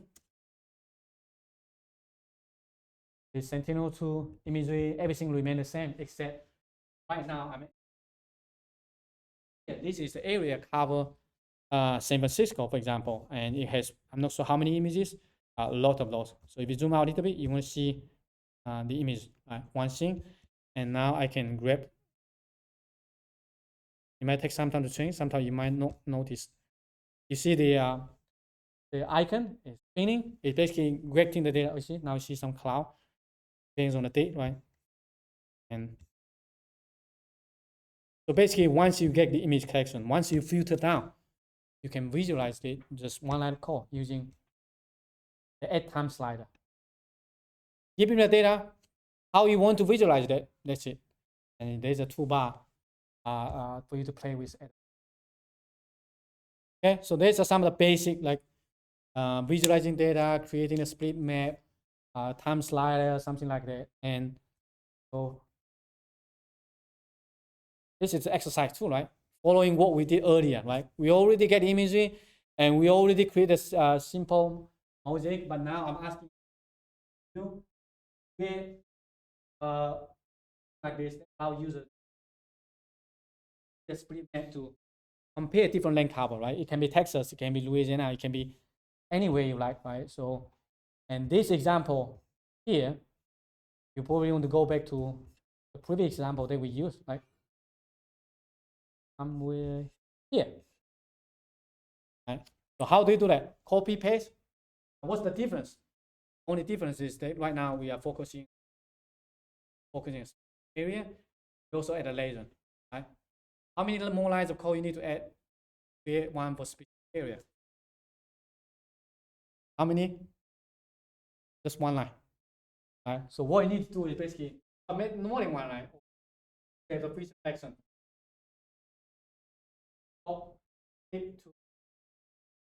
Click to underline and legend. That's it. As simple as that. So all we need is just customize example. So let me quickly, since we are running out of time, I'm going to show you the sample solution. Do I have this here? Only this one. Under here, many tabs. Here. Okay, here.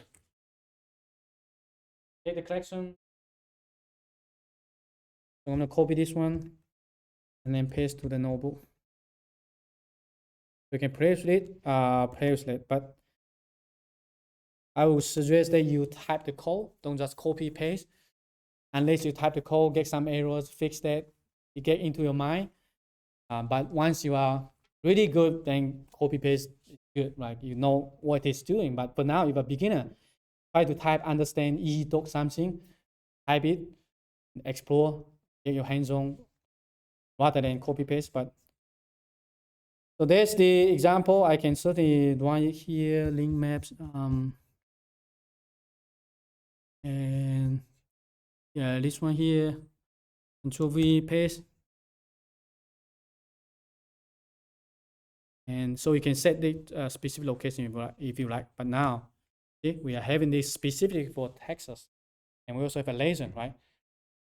Everything we're doing in here, you can deploy that as a web app that allow user other to access without having to have a Google Engine account. So later on, I'm going to show you some other resources if you want to learn more. But it's very easy. So just a couple lines code, and then you can deploy on the web. Anyone can access as long as you have internet. All right, so this is about the visualization. So next, I'm going to quickly go through some of the analytical functionality, right? So far, we have only, okay, the data is there and visualize that. So what, right? Can you really answer some scientific questions, right? Or for example, you're doing vegetation, right? What's the peak NDVI of the year for every location? Or you can calculate what's the highest temperature in the US or at a certain time, at a certain location, right? Those are some of the basic questions you can always address. But first, let's look at some basic statistics. So I'm going to get the data layer. So this is one Landsat thing, right? I can just, so Earth Engine has some property, but usually just type image, get them all. But if you just want to get the property names, there's a function called property names, and then you can see the list of all the properties. So everything you can access programmatically, but if you're really lazy, just type the name, then you get it, right? But the downside, this one doesn't show you the minimum, the maximum, the mean, especially if you need to do visualization, you need to figure out the parameters. Sometimes you might want to do the image prop. So let me show you here. Geemap.image prop, basically, you can get the attributes, but you can also get the value. So it's similar to the metadata, but the nice thing is that all the date in a human readable format. So you can see, for example, all the images in Google Engine, most of them have the same time start and time end, basically the aggregation. But it's use seconds, 19 seconds, long string number, image prop is going to be much easier to understand what's the date. You can also do statistics. So take a look at this one, right? I grade the image. I want to do the statistics, and I can set the scale. And you can see, you can get the minimum, you can get the maximum. So for every spectral band, you're going to get the maximum value, right? This is where earlier, when you do the visualization, right? Remember minimum, maximum, the palette. Really want to be precise. Then just one Geemap. I'm going to show you all the maximum value for each band. So in that way, you know the precise range. And next, let's do some zonal statistics. So it's a very common operation in GIS. What does this one really do is calculate some statistics based on region. So simple example here, if I'm going to ask you, which US state is the highest in elevation? Yes. Which one? Which one? Which one? Colorado, right? Maybe, right? You see, right? White color, this is high elevation. Or which US state has the lowest mean elevation? Florida? Yeah, we can find out. Like this is somebody like, oh, it's common question, but not everyone know the answer. But if you have the data, you can verify the result. So here, I'm not going to go through that. This basically is just loading the data. And now let's do some statistics. So there's just one function. Geemap zonal statistics. Give me the DM, give me the vector data. I want to output to a CSV, and then the statistical type is mean, or it can be standard deviation, it can be any type. And just run it and see what it looks like. See how fast it is. Seconds. You processing the national images, and now you have the CSV file. On the left side here is to download this one to a computer. So if you click here, you should see the DM stats like CSV. Open it if you like.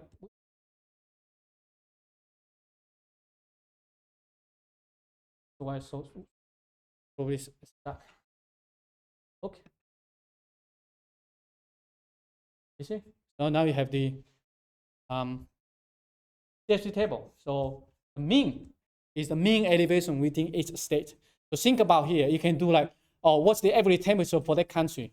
What's the average tree height for country, something like that, right? As long as you have the height, it doesn't matter. So it's just one function, you get them all. But this is not very intuitive, but you can use the CSV to DF and then sort the values by mean. So in that way, see here. Okay, let's figure out the answer. What's the, so sorting from the mean, the low to high, so ascending. Which one? Low is mean elevation. That way. Which one is the highest? Oh, the top three, right? What's the top three states? If you scroll down all the way, you can find out, right? What's that? Colorado, Wyoming.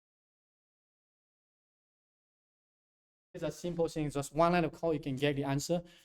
And again, it's more like think about what you want, what question. It's basically two data sets, give an image, give me some polygons.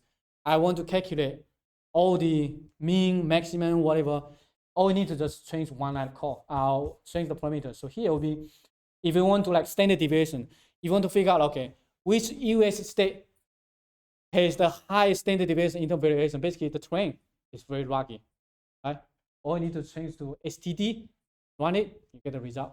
You can see that. So you can always use data to figure it out. So next one, you can also do multiple bands, right? So for example, length image has multiple spectral bands. Or you can do like time series data. So think about here. I show you some data like weather, like daily imagery. I can calculate what's the average temperature for that state for every day, right? Because it's just bands. And then once you have that, you can just sort the data. And so this is going to depend on how many bands you have. For weather data, it's going to be like by date, depends on the name of the band. And then you can do the ordering, ascending, descending, whatever you want, right? So you get access to all the data. And okay, you can also do zonal statistics by group. So what this one is doing is user cases like this, right? So I have the land cover data, I have the polygon. So now I'm going to ask you the question, which US state has the largest agriculture? Or which US state has the largest urban area? You can always guess, right? But you can always use data to verify. This is called zonal statistics by group. What we're trying to do here, give me this polygon, I'm going to calculate the area for each type and give you the number specifically. So we can figure out, okay, which state has the largest forest, for example, right? Or which state has the largest urban. It's just simple one-line code. Zonal statistics, give me the land cover, give me the polygon, specify what you want to output. Statistical type is the sum or percentage, right? So the sum is going to get all the area, and then just run it. This one might take a little bit longer because the computation is more intensive, but usually it's being seconds, minutes, minute or two, and give you the result. You can also do percentage. Ask the which US state in terms the land cover type divided by state area, which state has the largest percentage of forest agriculture, something like that. Okay, it's done, and now we can run it. Here, this is the name, so the name is related to the land cover. NHD land cover, 81.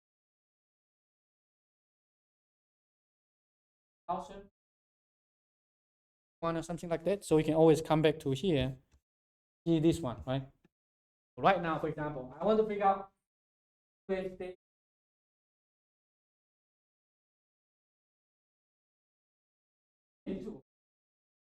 Then you just go back to the CSV, okay? And look at the column 82. It's not, oh, it's here. Already sorted, I think. You can scroll down all the way to the end. So it's column 1, 2, 3. Oh, it's not by order, but the result is a data frame. So we can sort the data frame by the column, and you can do whatever you want. The result is there. You just need to specify what you want, but the computation is already done. So you see how powerful it is, right? And it can be global scale. Same idea, you can ask question, okay, which country has the largest forest cover? Right, you want to guess? Alaska? A country, not state, yeah, country, if I'm talking about country. Right? Yeah, I give you the land cover data. I give you a country shapefile. And you give me the result. And this is what we're going to do it very quickly. Again, one line of code, get the result, and there. Also, you can do zonal statistics by zone. So, for example, this is the question I'm going to ask. Okay, so I have a DM, I have the land cover. I want to find out the average elevation of each land cover type. Can we do that? So what do you think, which land cover is going to have the highest average? Again, right, we have multiple covers. Each type is going to get the average elevation. Multiple view. What do you think, like which land cover is going to have the highest average elevation? It becomes a little bit more difficult to guess now, right? Because land cover, we can certainly have some like on the mountain top and others, but just one line, image stacks by zone, and then it's going to get how quickly it is. The zone is based on the land cover value, like 95, and you can do the sorting if you want, right? So which one has the highest?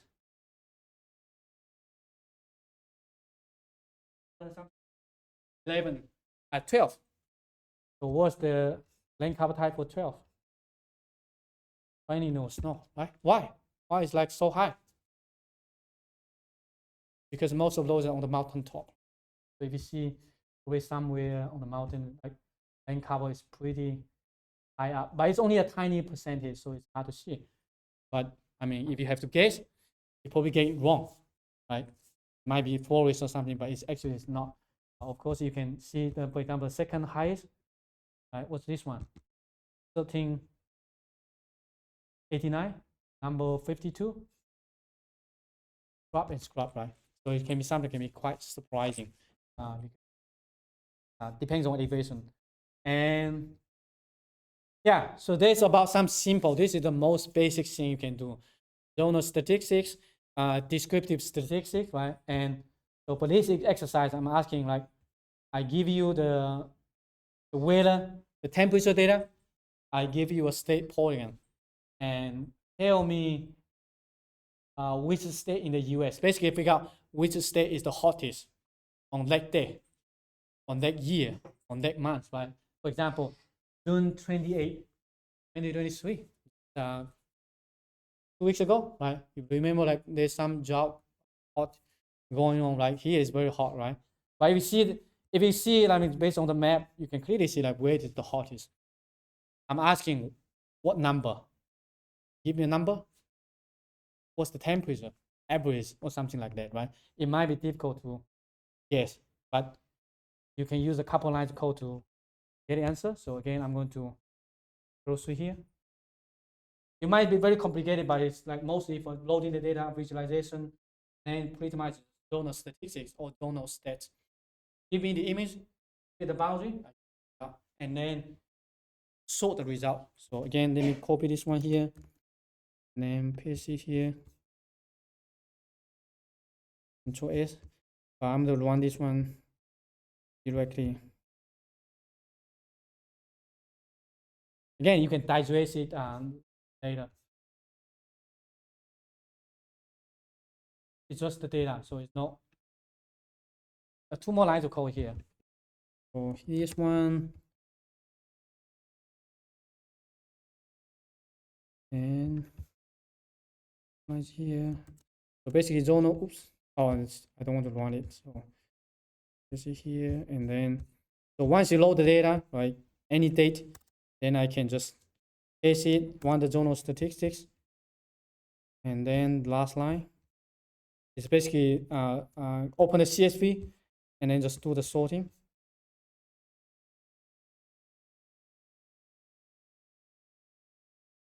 Control S. So the source code should be available there.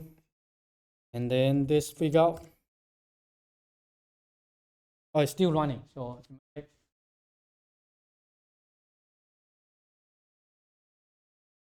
there. Take a look at this. Which state has the highest mean temperature on that day?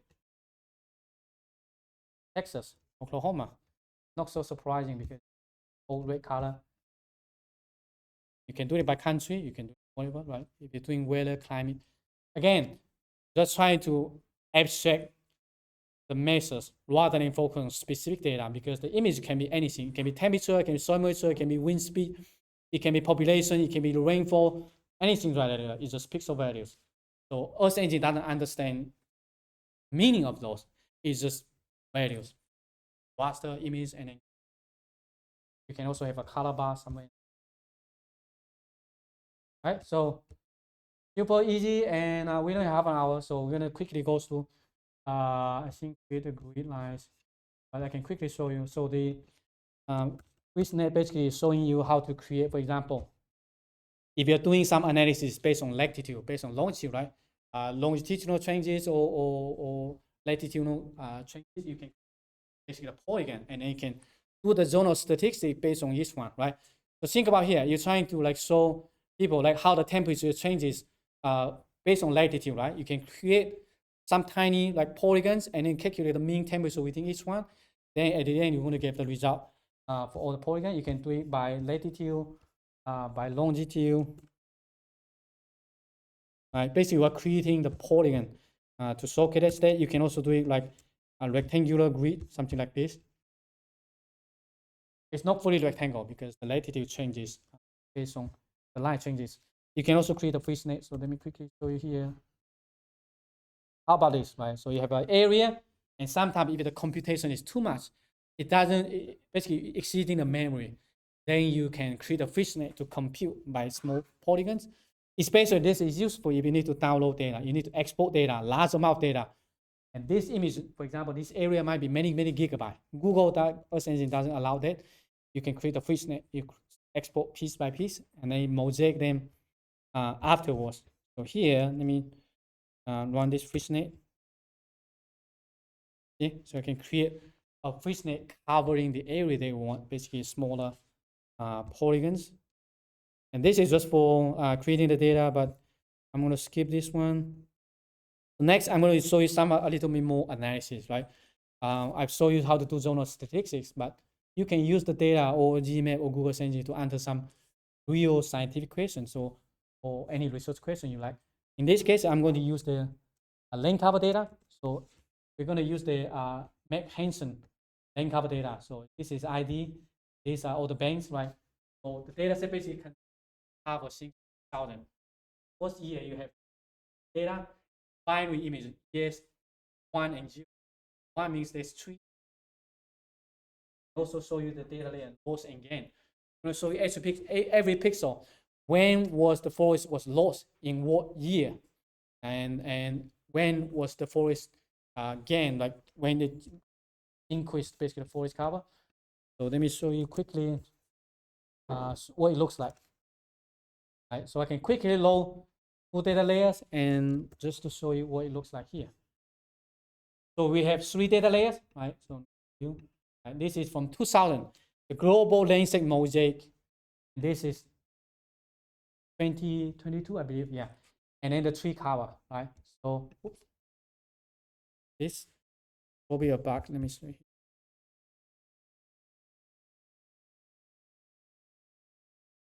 Yeah, let me recreate them.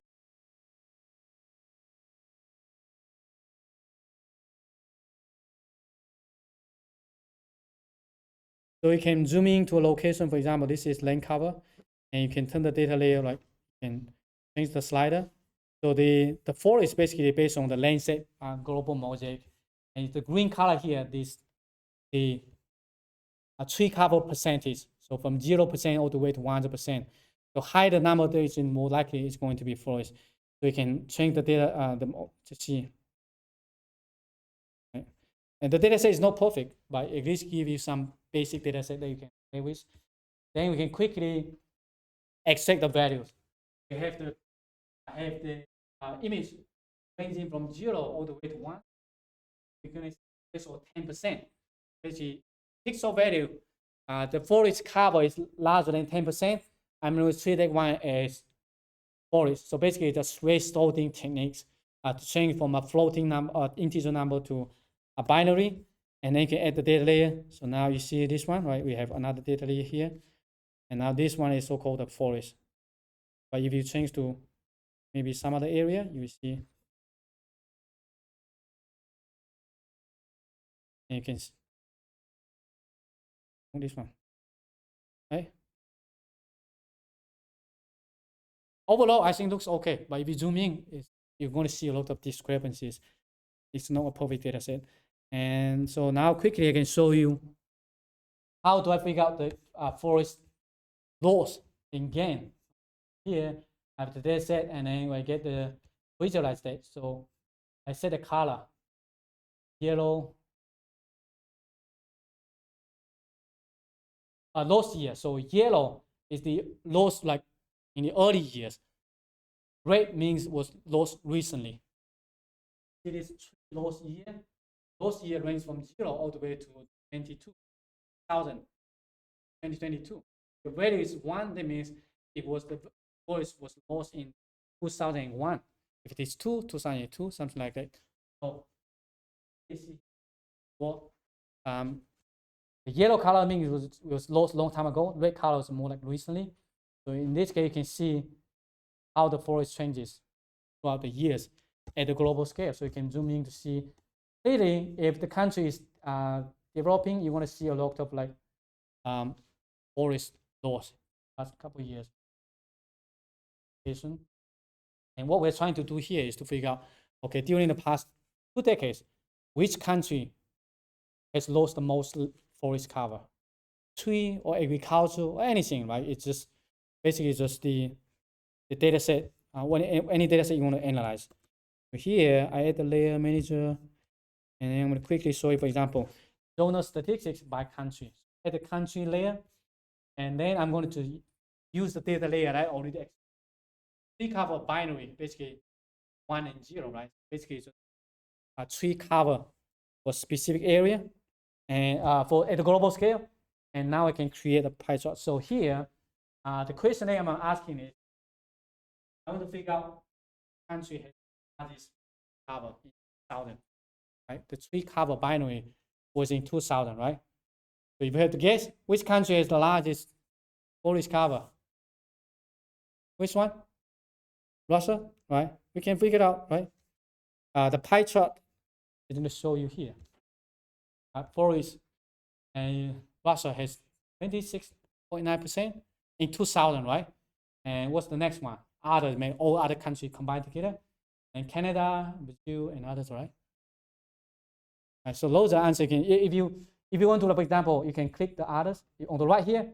If you click, it's going to hide it. So you're going to remove that category. Russia first.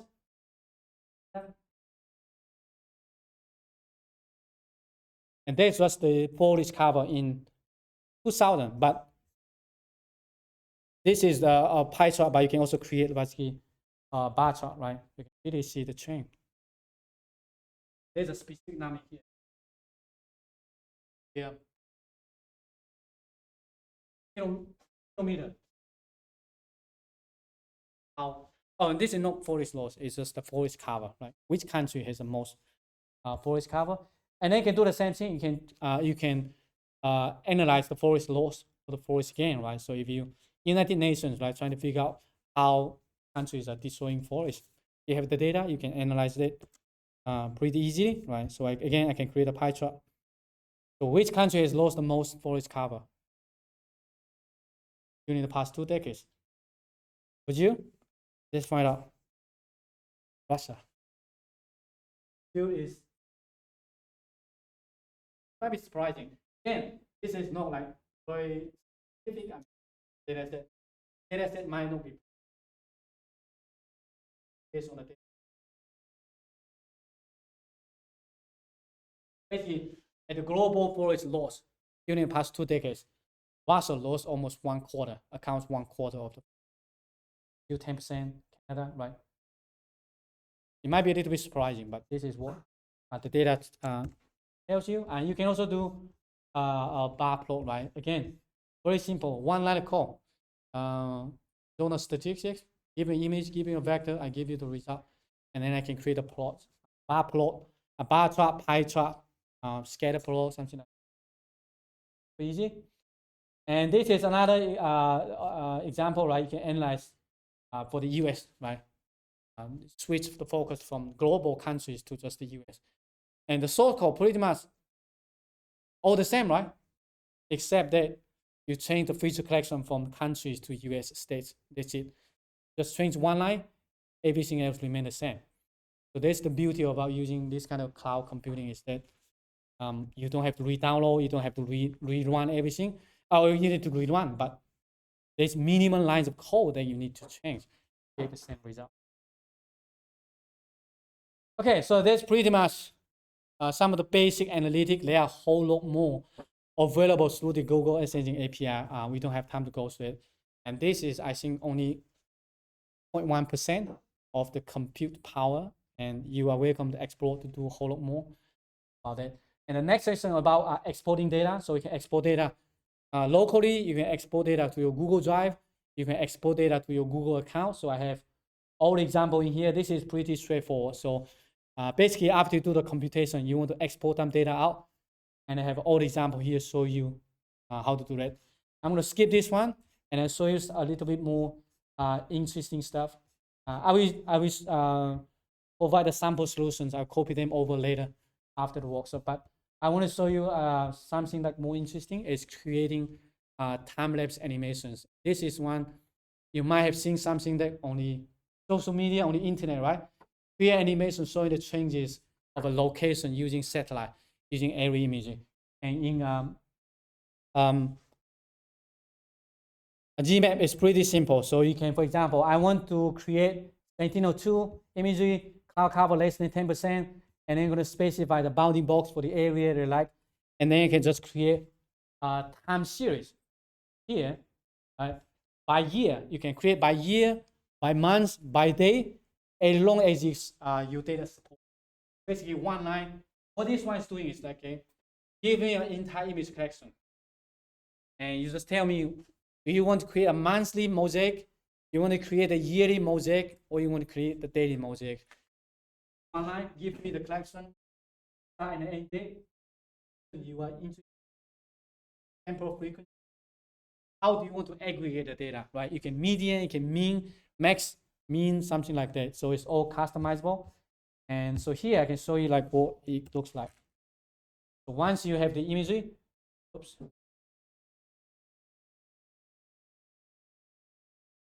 Yeah, something wrong with that, but this is what it's doing. I just add a center object at a zoom level, right? So what this one is doing is like, give me the images, Sentinel images from 2016 all the way to 2020. And I want the annual mosaic for this reason. And pretty much here, and then you have the time slider, right? 2016, 2017, 2018, 2019, right, all the way to the current year. And very easy to do. So this one here is the original image. So if you zoom in, you will see the details. But sometimes you might want to create a simple GIF animation, right? So we have name imagery, have lens set, Sentinel. Let me just quickly run some of those just to show you what it looks like. For example, I want to create a lens set time-lapse animation, right? So all we need is just tell me what is ROI and where's the output, how you want to visualize that. You see here, right? This is 1 meter resolution using a USDA name imagery. One line of code, you can create animation. You can also do that for lens set, right? So I create a map, and you can use the drawing tools to draw any rectangle on the map, or you can, the bounding box, you can pass that. So save time, I'm just going to show you the result. Right? So I'm basically getting all the lens set images from 1970. I wanted the animation for area, this time period, how I want to visualize that, and under the hood is going to download image and get this one. Think about here. How long does it take? Within a minute. And you can do that for anywhere. So all we need, okay, I want this area. If you're interested in showing the changes, like this is very powerful. This is not some. Now we can see. R6 1984.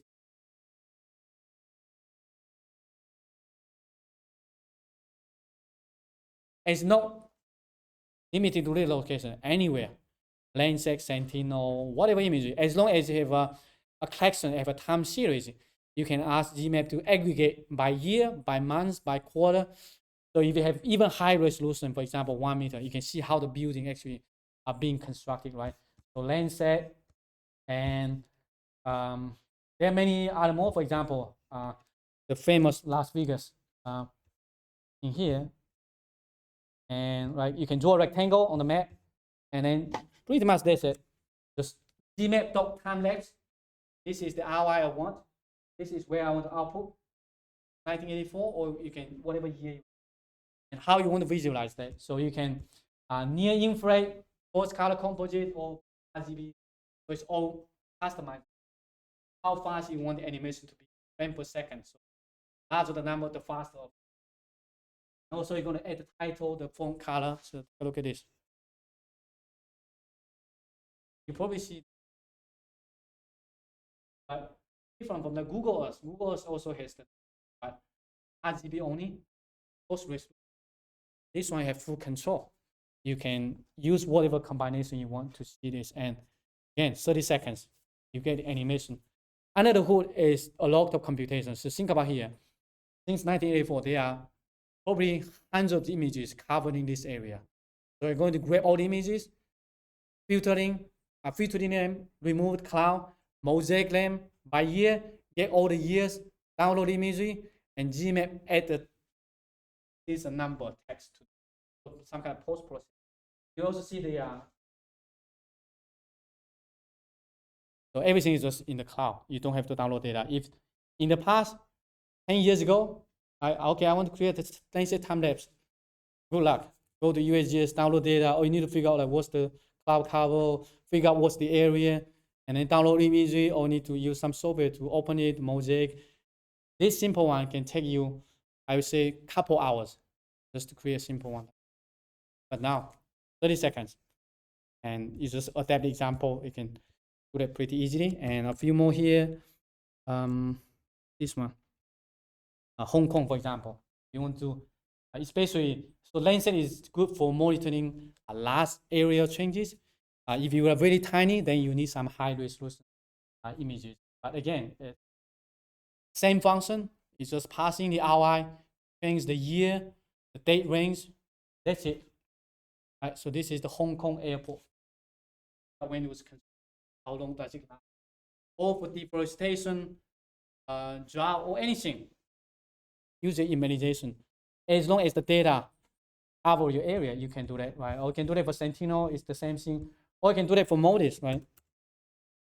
MODIS basically is for monitoring, for example, vegetation changes. And this one, I think, have a couple more options in here. Right? Look at this. MODIS data, and this is the famous, like you see the phrenology, how the phrenology overlay the boundary on one line call. Right? Get me the imagery. I want to do that by year, by month, whatever. Overlay the polygon layer on top of that. It's all within here. MODIS, and then you can look at the function, shift tab. You can see all the parameters. I don't use all of them, but basically allows you to on top. You can also provide your own data. So you can provide, for example, a GeoJSON or SciPy polygon, and then it's going to overlay on top of your area. Sometimes it might be difficult to see that way. This is beautiful, right? Again, take you hours if you need to do that. Downloading the data, processing, visualize that. It's just like, it's better than 1,000 words, right? You can just see it and you can You can do it, for example, temperature, same thing. And we only have 10 minutes. So we're almost there. So section 6, and then the last one is optional. So it's basically converting your application into a web app so anyone can use. Oops.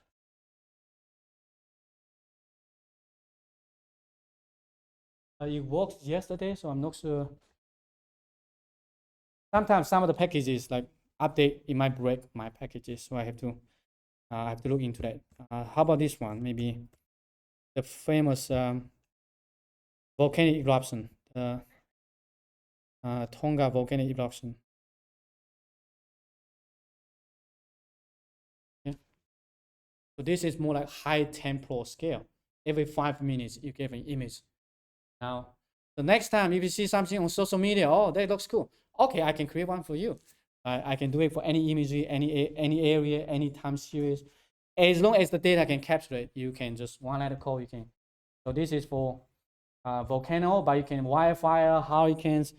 That is just so many potentials. So again, here this is just like one.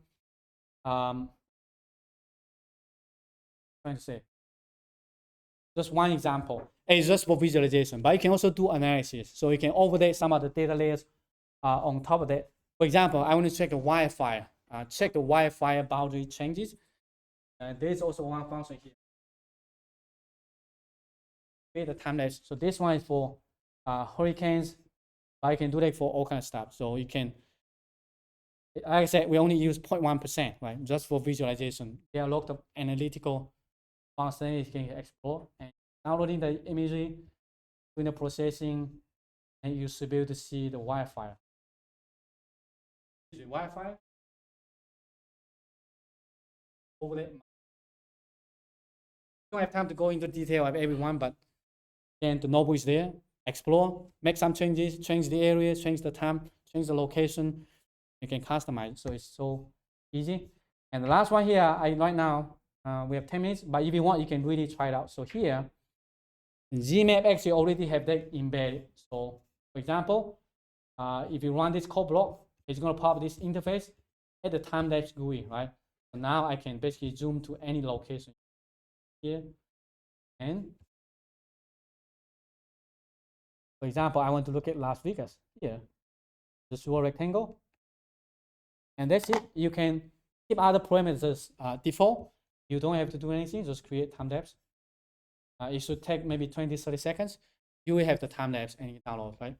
So now you can create, especially for Lancet, for any location, any year, you can adjust the parameters.